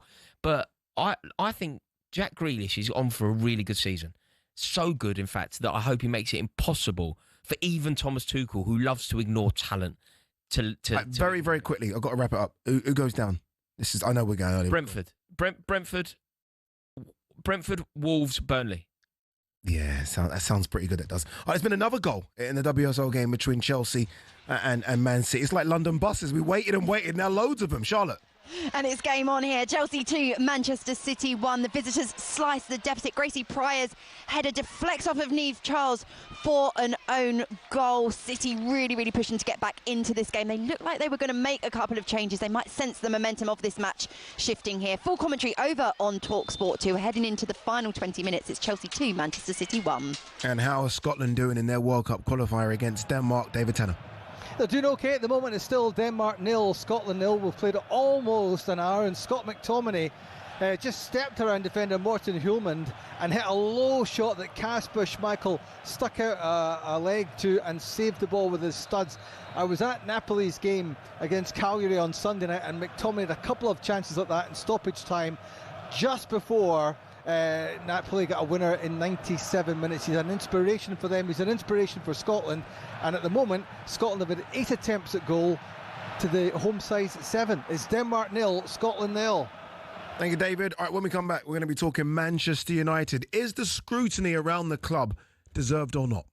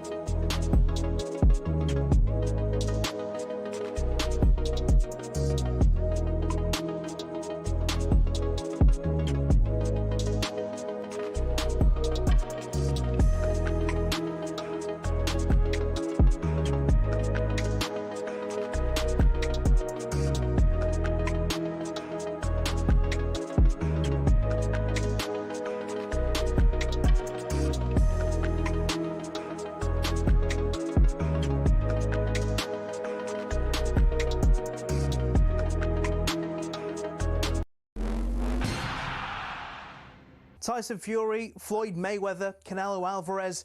Just hearing these names makes you think money and the hundreds of millions of dollars, pounds or Saudi riyals in boxing. But that's at the top. At the bottom, it isn't quite the same. even for those on the rise, there's not an awful lot of cash in the boxing world. And if you're just starting out, well, it can be a very costly exercise indeed. But don't take my word for it. Here's the former European champion talkSPORT's Spencer Oliver. You're turning professional and you're boxing, let's say, York Hall on a non-televised fight. You have to sell tickets to earn any money, but you have to cover the wages of your opponent as well. So if you don't have the ability to be able to sell enough tickets, you effectively have to pay to fight. A far cry then from Jake Paul facing Mike Tyson in 2024, when the purse was reported to be around £48 million. But the vast amounts of cash lining the top dog's pockets isn't the norm in a typical fight. Let's say you're lucky and you get between 5 and 10 grand. You're going to get 10 grand max for that. 10% goes to the trainer, 25% goes to the manager. Then we've got the tax man to pay as well. So we're cutting that money in at least half. So now you've got 5 grand for a 10-week camp. So you're talking about a guy here earning, he might be clearing 500 quid a week. How do you support a family on that? So boxers chase the dream. And, you know, there's probably 2% of them that actually make it. So say you do make it and you start to rise up the ranks. Strikers Boxing, a training academy, says the mid-tier fighters can earn more, somewhere between £10,000 and £50,000 a fight, depending on record, profile, opponent and popularity of weight class. It's only at the top level does the real cash start flowing in, with the top-tier professionals, i.e. those going for titles, earning 6 figures a fight. Something else you'll have heard of is the terms prize fighter or journeyman. A prize fighter is, as it sounds, someone who picks up fights where they can and gets a nice big check if they win. Journeymen are the fighters who take on up-and-comers, effectively used for experience in the ring. Even if they're going up against the real prospects, a young Anthony Joshua, for example, these guys will be lucky to earn more than 10 grand. So the average boxer isn't as rich as you'd think.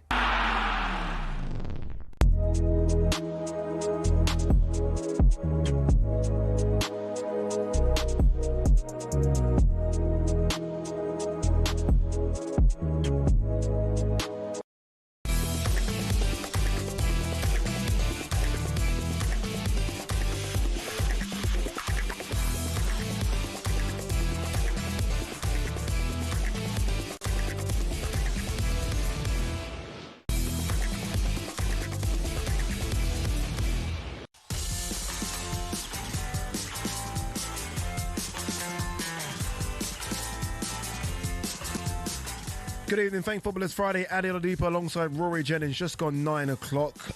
2 have become free in the studio, so we're going to talk Manchester United now. That third person is Anil Kandola, who, I love you, Anil, on Twitter. You've been like just the Man United voice when it comes to transfers. My sources tell me. But I've got a record of all the ones you got wrong. Go on, then. That's quite... You won't have enough time for that, do you? So I need to know who your source is, because he needs to be fired. No, I'm joking. You've done a fantastic job over the summer. Busy transfer window as well, wasn't it? Yeah, for sure. I think, look, the optimism was high, and rightly so, not just necessarily how quickly they were in terms of getting Cunha over the door in particular, and then, of course, Mbeumo took a little bit longer than expected, but it still got done. And you add in the fact of, even before that, Ineos with the big claims, they're going to get the best in class now. I think, look, if we're being perfectly honest, that the team is still like a player who simply doesn't play that role, and eventually we will see the gaping holes in midfield, which has been a problem for Manchester United for so long. So, look, on one hand, I understand there's a massive job to be done in terms of a rebuild, but on the same notion, look, Man United needed to do big business, and I'd probably give them about 6.5 out of 10 for their transfer window. Yeah. Do you know what? When you think about what happened in the transfer window, of course there were some good signings. I think Mbeumo in particular was a very good signing, and they tackled head on an area that they needed to tackle. You didn't score enough goals last year. I think only Everton scored less than you and stayed up. So you desperately needed a new front line, and you got one. There were major issues, however, in other parts of the pitch that you just didn't tackle, and that could go down on the board and could really bite them later on in the season. But ultimately, is it almost irrelevant when you have a manager at the helm who, to me at least, Anil, it looks like it's over, regardless of what happened in the transfer market, regardless of who you signed, regardless of how aspirational and how much money you spent. You have a manager who I believe is now totally out of his depth and is effectively a dead man walking. Yeah, look, it is with a heavy heart. I think if you look at the manager's post for Alex Ferguson, he's probably been the most likeable, not just amongst Manchester United fans, but also football fans in general. You know, the way he conducts himself in interviews. More than Ollie.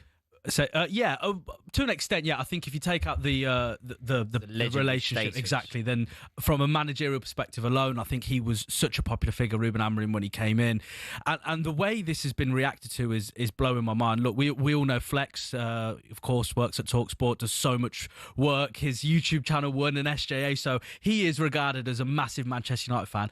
Fans are coming for him online for giving Ruben Amorim criticism, saying you've got to back the manager, we've got to give someone time in order for them to blossom, which I absolutely get. Man United or any football club can't just keep hiring and firing managers, but they have to give time to the right person. It can't just be for the logic of, we always sack the managers after 2 years, let's give this guy 5. We need to see proof and evidence.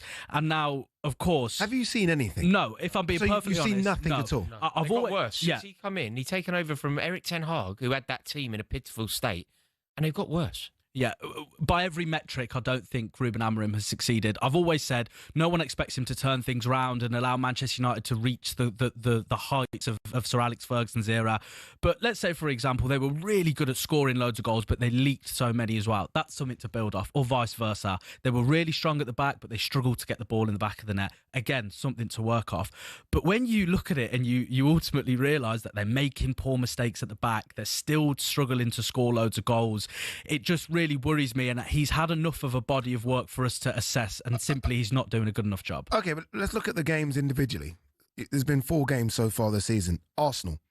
Good against Arsenal, yeah or nay? Did you see any improvements against one of the Premier League favourites? Sorry, Roy, but it was a good performance, but ultimately the classic saying, you show me a good loser and I'll show you a loser. They lost the game. You know what, Ade, that was a terrible one. You know, that Arsenal one, it's important to just drill down into that for a sec, because the way that they presented, or some people presented that, as being a successful day at the office for Manchester United. That was actually quite scary for me. Yeah. When I saw that, it was worrying. Showed me where the club is. Yeah. When fans are going, oh, we played really well, like, you lost the first game of the season at home. Any positives losing to Arsenal. Fulham, away, point. Again, you know, you look at Manchester United's record, I think it was the first time in 8 games that they've gone to Craven Cottage and haven't left with all 3 points. So, although, you know... when you say like that, yeah. Do you know, they're the types of games they should be winning. And there was so much optimism going into that, thinking, look, Arsenal, one of the favourites for the Premier League, whether or not we believe they'll get over the line is another conversation. But they're in the hat. So... there isn't too much to go off if you lose to them 1-0, despite their pretty poor record at Old Trafford as well. You go into that Fulham game and you think, right, this is it now. A load of optimism. These are the games that United used to slip up on. This one will be a resounding, comfortable victory. It was not that at all. They started the game off quite well, but again, the same problems. They look weak mentally. Physically, they look a little bit better, but ultimately just not quite up to scratch in what they're required to do. And, you know, we're starting already now to see this idea of Ruben Amorim hitting certain XG tables and all that kind of stuff, which for me, it really infuriates me. I actually saw someone post this online in terms of Erik ten Hag and some of the metrics he was first on. So to give you an example, big chances missed. Erik ten Hag's side, a month before he was sacked, were first in that category. They were second on clean sheets. XG, they were third. You can build it up however you want, but sometimes you just simply have to watch football and realise, unfortunately, Ruben Amorim is out of his depth. Okay. The easiest thing to do is sack a manager. Who would Well, look, I think there's two elements to this question. First and foremost, if someone is not good enough at their job, ultimately they have to lose it, and then you concern yourself with who's out there. That's just fact. If someone is not good enough at their job, grass isn't always greener. No, of course, but then you also look forward and you look at someone like Oliver Glasner. Now, the first thing people say is, well, he plays 3 at the back. My problem is not the 3 at the back at all.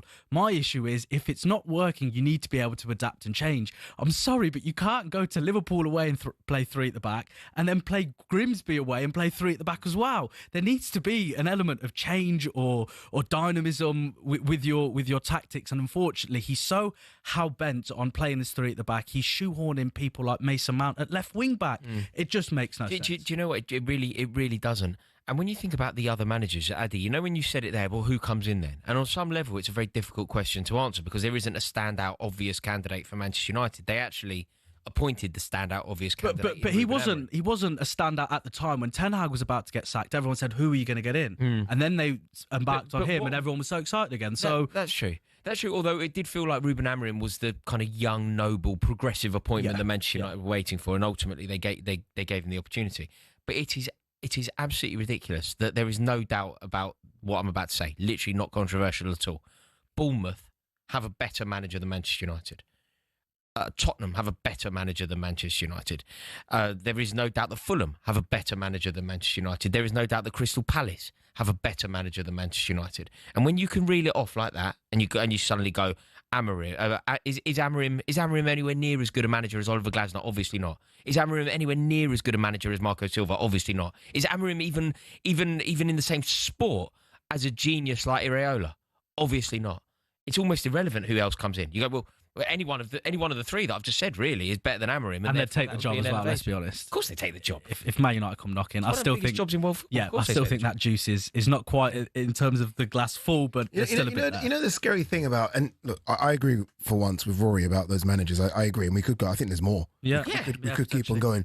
The scary thing for him, I think, if Iraola, you look at that squad, and yes, these managers seem to be able to find sort of players from nowhere that cost £5 million. They turn them into £100 million players. Man United needs so much.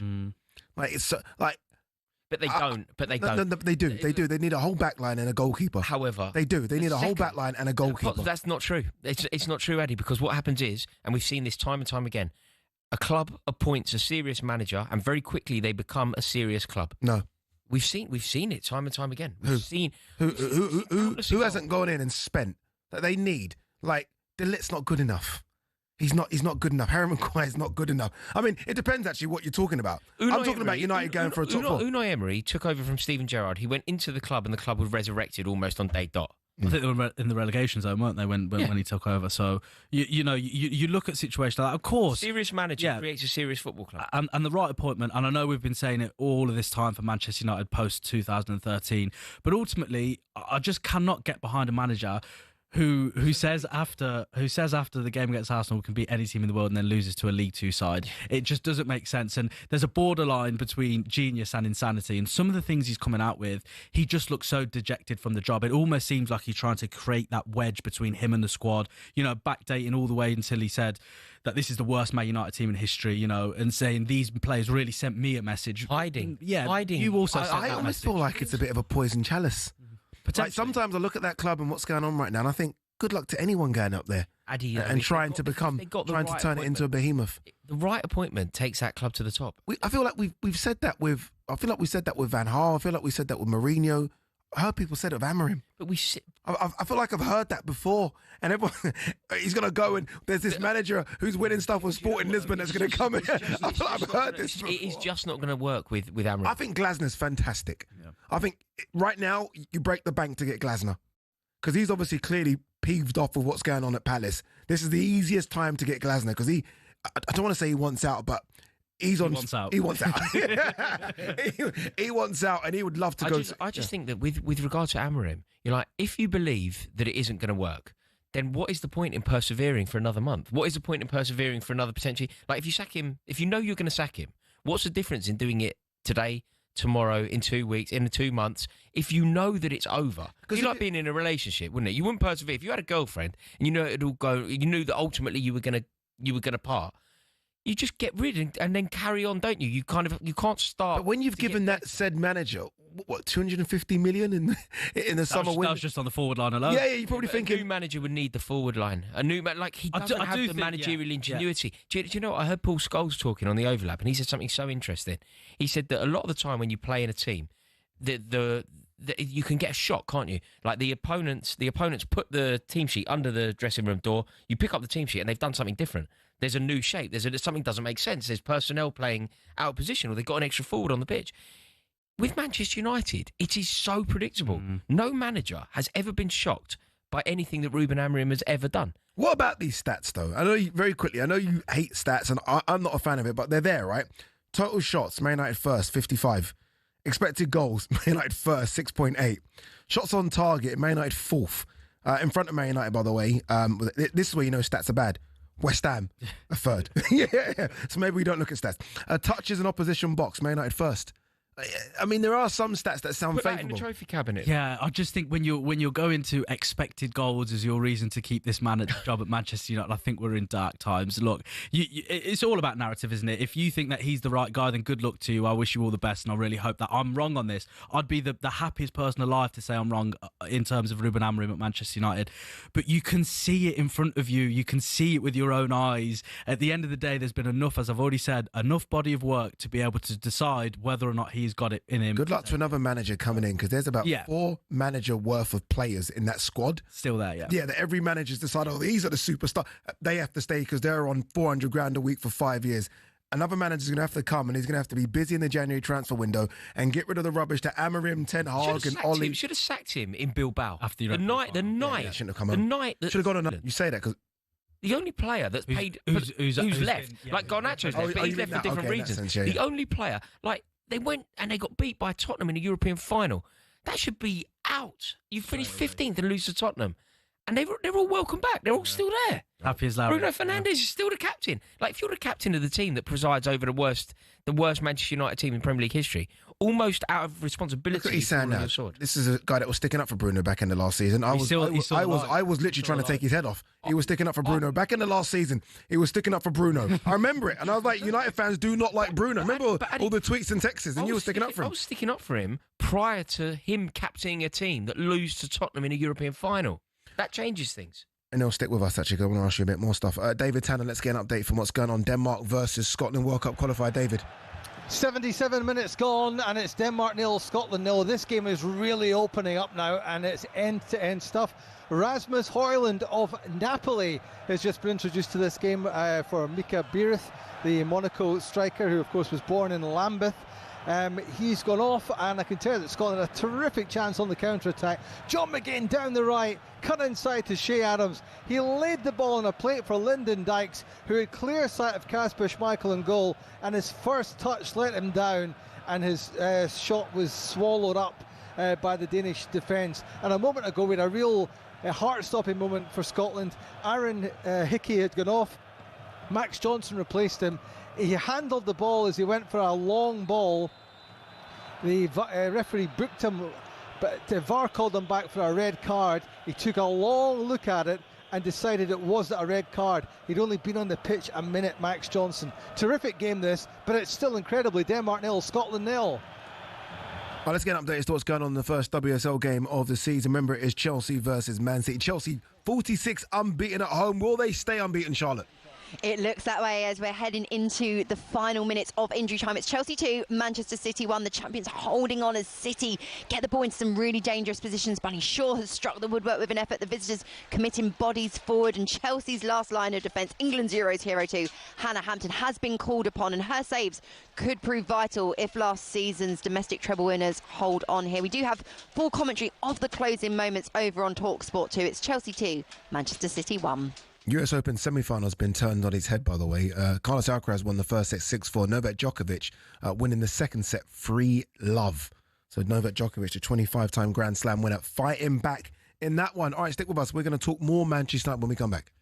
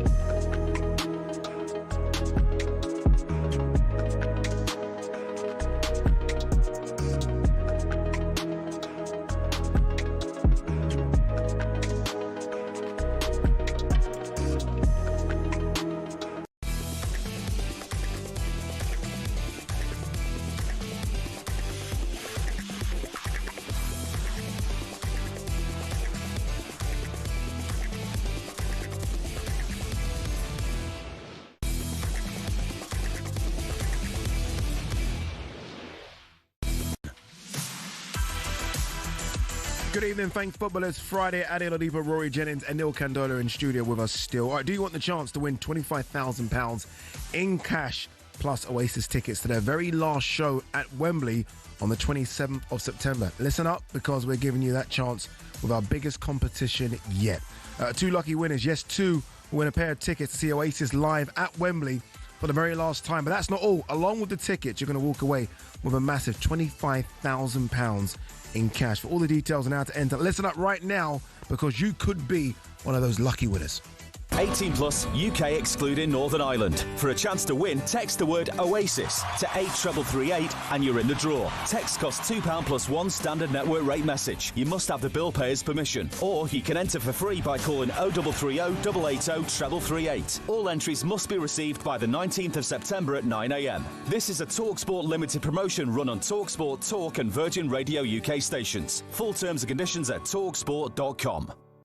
25 grand in cash Oasis tickets, not a bad prize at all. Anil Candola is still in studio with us. You know, in terms of the new signings, the big three, right? So Šeško, Mbeumo and Cunha.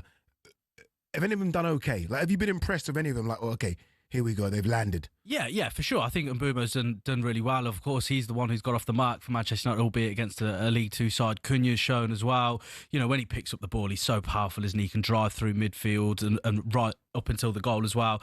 I think, look, at the end of the day with Šeško, it was inevitably going to be a bit more difficult for him to get his feet, or find his feet, should I say. Not just necessarily with, of course, the fact that he isn't up to speed in regards to his fitness, but also that lack of Premier League experience. He will need a bit of time.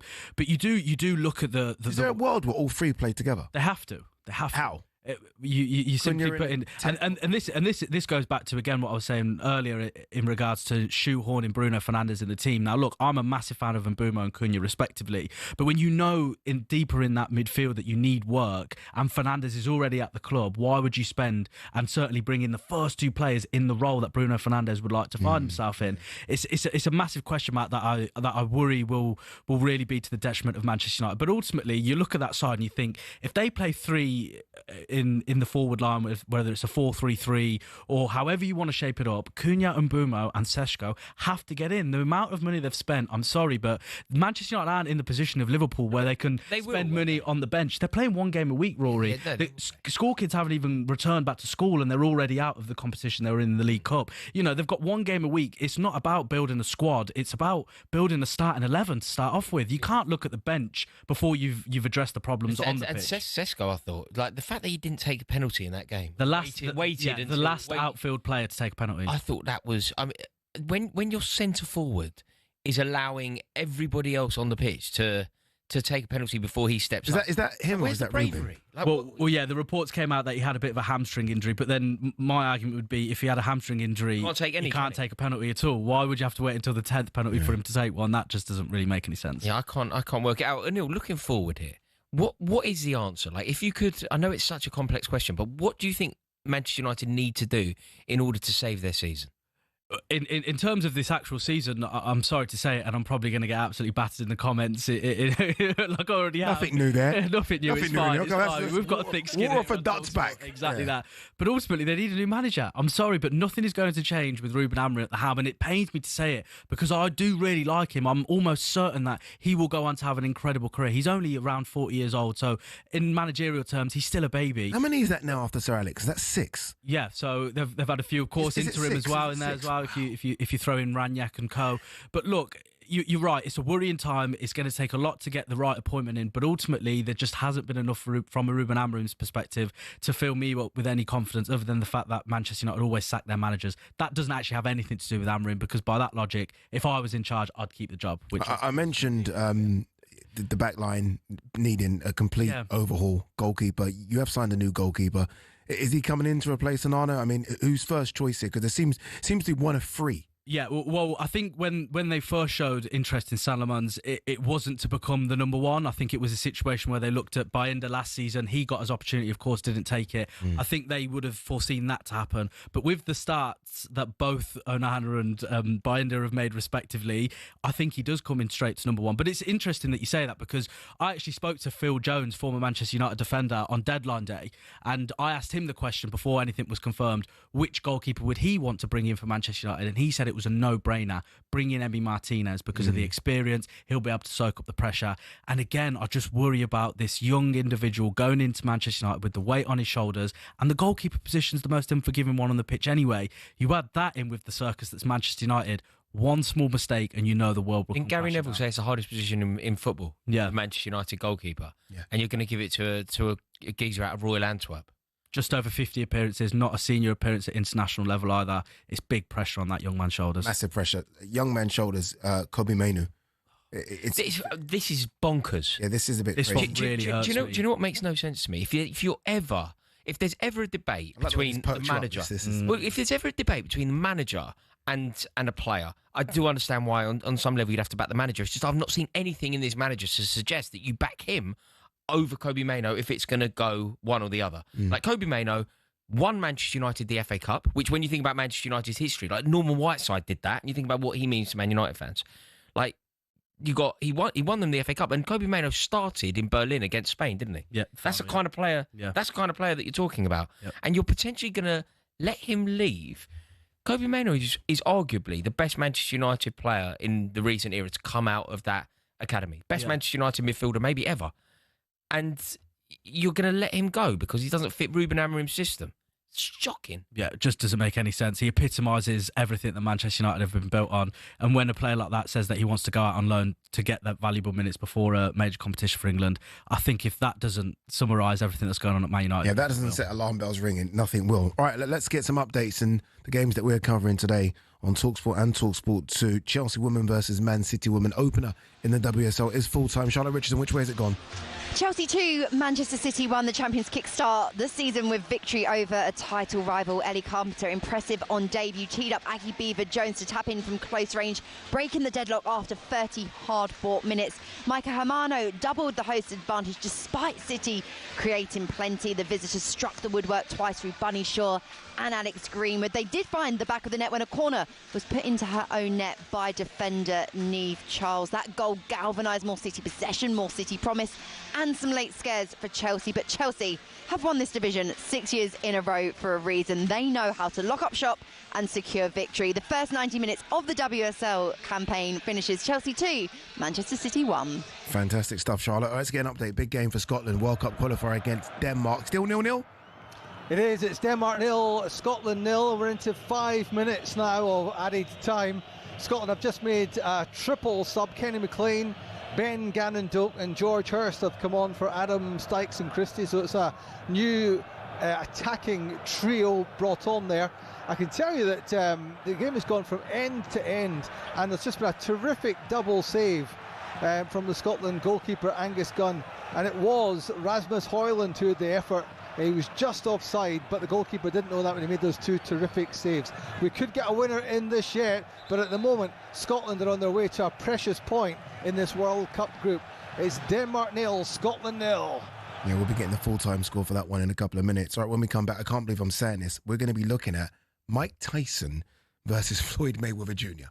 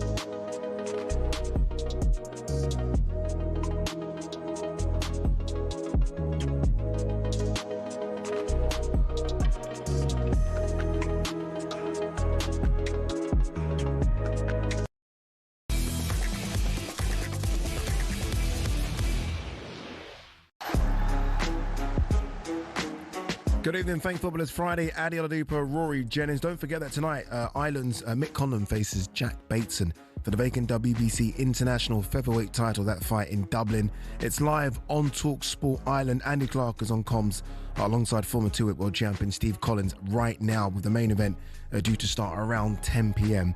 And that's Conlon versus Bateson tonight, live on talkSPORT Ireland YouTube channel, or you can watch it on Channel 5. Whilst on Saturday, you can watch BKB, bare knuckle boxing, right here on talkSPORT Boxing YouTube channel. The super middleweight clash between James Connolly and James Raffel will be live from Bristol tomorrow at 6 p.m. Mr. Rory Jennings, you can put your phone away. You're going to be on your phone all the time. Doing research. Research. I'll fact check you. That's good. I'm going to ask you a couple of questions. All right, it's full time in the game between Denmark and Scotland World Cup qualifier. David, anyone nick it at the end? No, it finished Denmark 0, Scotland 0, and that is a huge point away from home against the top-ranked team in Scotland's group. Steve Clark can be very proud of his players. After a difficult end-of-season defeat to Iceland, they have stormed back here with a mature performance against a Denmark side which did miss its best player. Christian Eriksen was dropped for this one. He'd scored in the previous 3 games for the Danes. They certainly missed him, and the manager, I suspect, will have course to regret that decision. But anyway, Scotland managed to hold out defensively and created some of the best chances of the game. Aaron Hickey had a shot past the post shortly before he was taken off. John McGinn had a couple of efforts. Shea Adams had efforts, and Lyndon Dykes had efforts as well. No goals for the Scots in the end, but they get a point, and the Tartan Army are singing their hearts out in the Parken Stadium in Copenhagen, because this is a big point. I can tell you that the Danes have won 9 of their last 10 World Cup qualifiers. The one they didn't win was a defeat at Hampden Park 4 years ago. So Scotland have given themselves a real chance of qualifying from this abbreviated group. It's finished Denmark 0, Scotland 0. Down to the last couple of minutes in a big game, or last couple of seconds in a big game between Sweden and Slovenia. Obviously, all eyes on that game because of a certain Alexander Isak. Sweden were 2-0 down. They pulled it back to 2 apiece. And I guess the big talking point, Rory, coming out of that game is Alexander Isak stayed on the bench. Yeah. Which is a bit of a surprise. Surely, you want to get some minutes in his legs, no? What? Who would? I mean... Him? Just him himself, in terms of I just need to play some football. I haven't played all season. I'm probably being really naive here, but they're separate, aren't they? You're thinking about it from a Liverpool perspective or his club career. No, I'm thinking about him. Alexander he Isak would want wanting to play some football. Yeah. Because you're on a bench, which suggests to me that you're fit enough. If you're 2-0 down, you think the manager would say, OK, Isak, go and warm up. He's saving him. Wants to save him. World Cup qualifier. When was the last time you saw Sweden? If you're 2-0 down. Okay, so you're thinking it's late anyway. Yeah, save it for the next fixture. Yeah, maybe so. It'll be interesting to see if he does get any minutes in their next game. All right, let's talk a bit of crazy boxing here. Boxing's the wild, wild west, and I think this just sums it up. Mike Tyson and Floyd Mayweather look like they've agreed to have an exhibition bout next year. Normally, I would say this is just nonsense, but I mean, they've put it on their social media pages, both of them. So I think this will be happen. The event's going to be put on by CSI Sports. Never heard of them in my life. Location, date, broadcasters, all yet to be announced. I'd be shocked if Netflix or DAZN have a look at this. Mike Tyson, 59. Floyd Mayweather, 48. Mike Tyson's last fight we saw against Jake Paul, where he barely looked good for a round and a half. And Floyd Mayweather hasn't fought since I don't know when. What's your take on it? I know my take as sort of a hardcore boxing person, if you like. What's your take on it? I mean, this even for me just feels like a total and utter shambles. Yeah, a bit of a car crash, isn't it? Yeah, complete waste of time, complete shambles, clearly a cash grab, totally unnecessary, and to be totally frank, potentially dangerous for both of them. Yeah. I don't think this is a sporting spectacle whatsoever. Yeah, I'm surprised there would be any interest in it. Well, I don't think. I mean, I understand the nostalgia thing, right? Mike Tyson, but surely, even if there was a nostalgia thing with Mike Tyson, again, having watched the Jake Paul fight, surely that nostalgia's done. But perhaps the interest is simply watching Mike Tyson box rather than it being a competitive event or anything like that. Yeah. Like just being in an arena where Mike Tyson is a headliner, maybe for some people would feel like a bucket list thing to see. Yeah. You know what's weird about this as well? Floyd Mayweather is a career, or look, the end of his career is a 147-pound fighter, so he's a welterweight. Mike Tyson is a heavyweight. So forget the fact that there's nearly 10 years between them in age, and that one last had a real competitive fight in Mike Tyson nearly 2 decades ago. One's a heavyweight, one's a welterweight. Yeah, it feels like it's making a bit of a mockery of what is a noble and beautiful art form. I feel like it's making a mockery of both of their careers.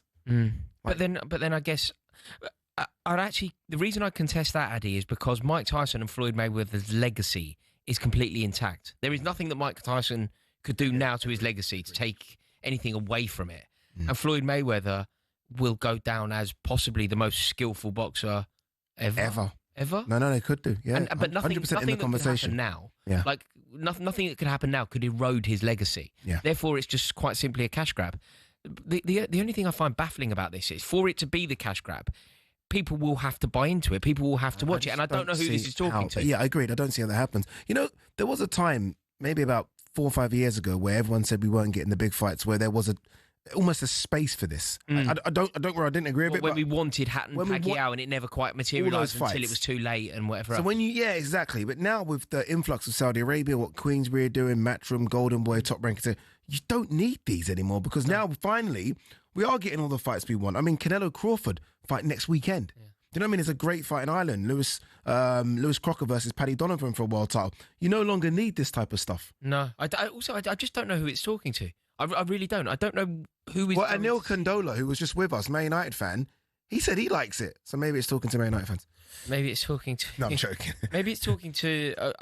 I was going to say, the young people who are into sort of influence, but then they have influencer boxing, don't they? There is... They had that on the weekend just gone, didn't they? They had Darren Till. They've got all KSI fight and all that. They don't need this. I'm going to say it now. What is it, 5th of September?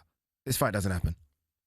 I'm going to say it now. The interest is going to be so low that whoever's putting this on, this CSI Sports, will realise, okay, the money we've offered Mayweather would have been millions, and Mike would have been... You're not going to make anything back.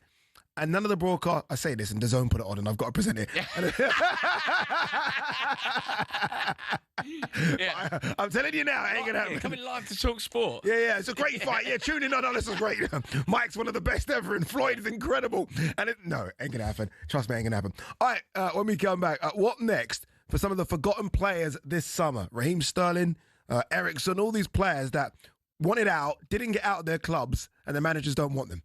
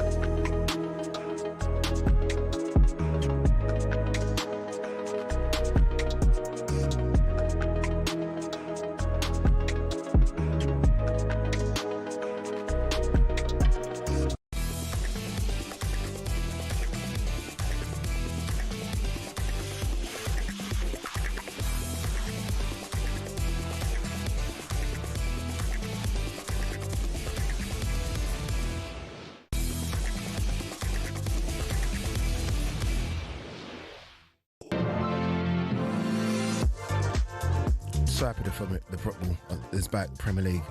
It's been so good in it. Is this little punctuation, this little full stop now because of international football's really annoyed me. The intrusion, really annoyed this me. International break every year. 3 games in. I know, it's such an unnecessary. Like, imagine if we didn't have this break now. Oh. Like, Alexander Isak would be making his debut for Liverpool tomorrow. Yeah, Burnley. Yeah, good luck to them. Don't forget you can watch talkSPORT on your TV, Samsung, LG, Fire TV, Apple TV, Chromecast, Android and Google TV, or even Prime Video, wherever you watch, we're there as well. This deadline day was sensational, wasn't it? I mean, I've got some of the big deals. This is deadline day signings, by the way. Alexander Isak to Liverpool, obviously, British record, 125 million. Johan Visser, Newcastle, which only just happened, by the way. Donnarumma to Man City, which still seems wild because I think Edison's such a good goalkeeper. Nicholas Jackson, Bayern Munich. Akanji has gone to Inter Milan. Colin Moani, who people are not quite sure about yet, straight loan to Spurs. Harvey Elliott gone to Aston Villa, loan with an option of 35 million. Jadon Sancho's gone to Aston Villa as well. Tyreek George to Fulham for 22 million. That's just deadline day. I know. It was an incredible window. How much has been spent in this window? Has anyone got the numbers for us, please? How much has been spent? Do you know what as well? When you say some of those players that moved, even on the final day, big moves, like Donnarumma going to Man City. That's the best goalkeeper in the world, moving from the European champions to Pep Guardiola's Man City. Massive. But I think Harvey Elliott going from Liverpool to Aston Villa is a great signing. A great move for Aston Villa. But I think that they've undone all the hard work because they've also weirdly taken Jadon Sancho, which makes no sense to me whatsoever. No, 3.19 million. Let's just say 3.2, friends. 3.2 billion has been spent in this summer transfer. I said Tyreek George. Tyreek George didn't go, by the way. Whoever wrote that for me, Anil Kandola, gave you so much praise. All that. Yeah. The geezer who texted in and called him a clown was bang on. Fully on. That was me from my burner account. Fully spot on. But no, look, incredible transfer window. I do want to talk about the players that have been forgotten. And I guess the one big player who was England's best player in the Euros in 2021, Raheem Sterling, is stuck somewhere in Chelsea and hasn't been rescued. There was a lot of talk about West Ham, Fulham. He's still there. It's clear that Enzo Maresca doesn't rate him or doesn't want him at the club. What does he do? Just sits there. What does he actually do then on a daily basis? Just go to Cobham? Just go and train. Just go train. I mean, you have to fulfil your contractual obligations, so you have to go train, be professional.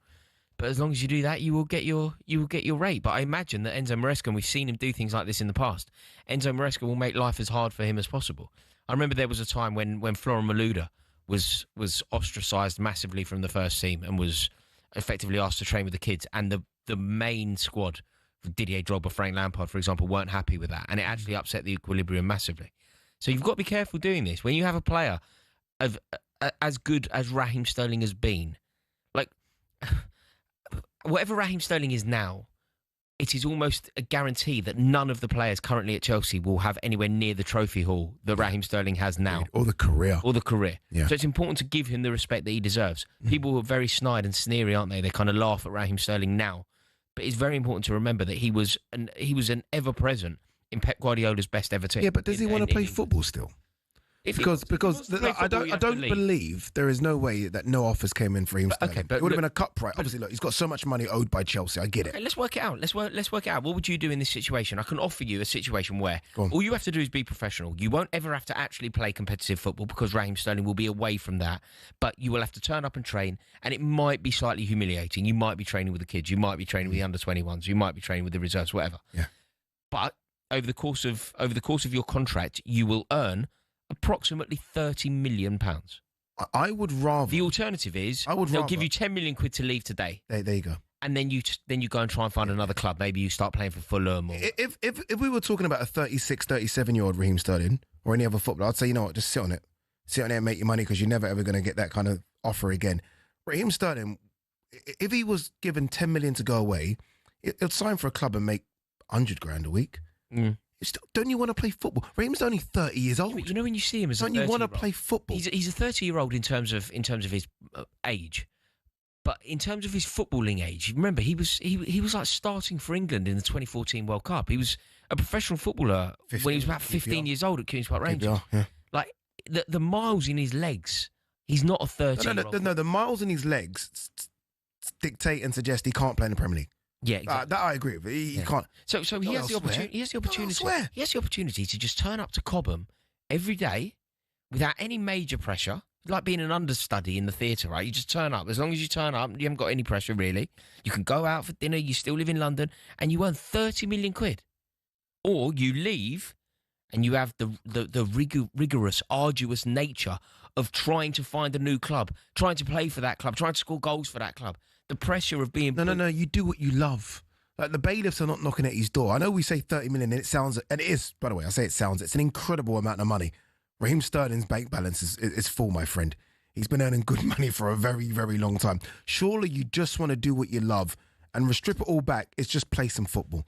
Surely you want to go training Monday to Friday, and you want to put your boots on a Saturday and run around with your mates. You think if you were Raheem Sterling's mate, your counsel to him would be take the 10 million. Take the 10 million from and Chelsea. Play football, because you know what, when it's all said and done in 5 years, you'll regret the fact that you've set out for a year and not play football. Ade, do you know? You know what it is? Nothing will beat the smile. You know what? Nothing will beat the smile on Jack Grealish's face right now.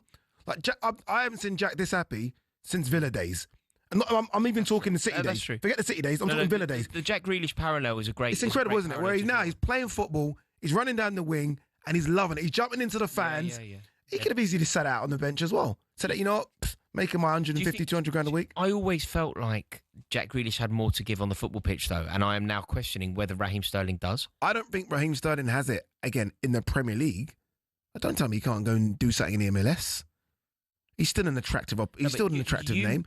Zaha's legs have gone. I see it with Wilf. He admitted, Wilf said he can't do what he used to do. Raheem can still run around. Raheem Sterling will earn more money staying at Chelsea than going to play in the MLS. And then staying at Chelsea and not playing football. It's upheaval as well. He's got to move his... He might not want to go and live in Chicago. Do you know what I mean? He might be happy. He might have kids settled in school. Goes to his missus. We're moving. We're going to Charlotte in North Carolina. She'll go, shut up, man. We're going to stay here. It must be just so weird if you've been playing 50 games a season for the best part of 14 years and all of a sudden you're doing nothing. Do you know what this ultimately comes down to? And sadly, neither of us can actually know the answer to it because neither of us are friends with Raheem Sterling. It comes down to Raheem Sterling's desire to play football. If he is ultimately finished football in his head, he kind of finished. It's a remarkable journey. Incredible career. Unbelievable. Like, he's gone from St. Raf's estate in Neasden to the very top and like one of the linchpins of Guardiola's dream team. Yeah, agreed. It's an unreal journey. Do you think he thinks I can't do it anymore? Well, if he's closed the door on it, if he's kind of like I'm done, he might just take the money at Chelsea, just turn up to Cobham every day. You work from 10 till 2 and you earn 30 million quid. If you're right, maybe he's got a burning desire to win more silverware. And he probably does, because the only way that you get to the very top is by having that burning ambition within you. Yeah, if I'm him, there's one more move out of the country to a lesser league, the Italian league's been that saviour for so many players. Scott McTominay, I know they're different type of players, but it's been where everyone's gone. And yeah, he could go and play with Kevin De Bruyne again. Yeah, Ademola Lookman, Kevin De Bruyne, where your legs have gone, but you know you can run around that league because it's a lot slower. I still think there's one more good move in him. Take the 10 million and play some football, because you're going to look back in 10 years and regret you're not playing football. All right, before we go, if you're up late, remember from 1 a.m. on talkSPORT, it's extra time.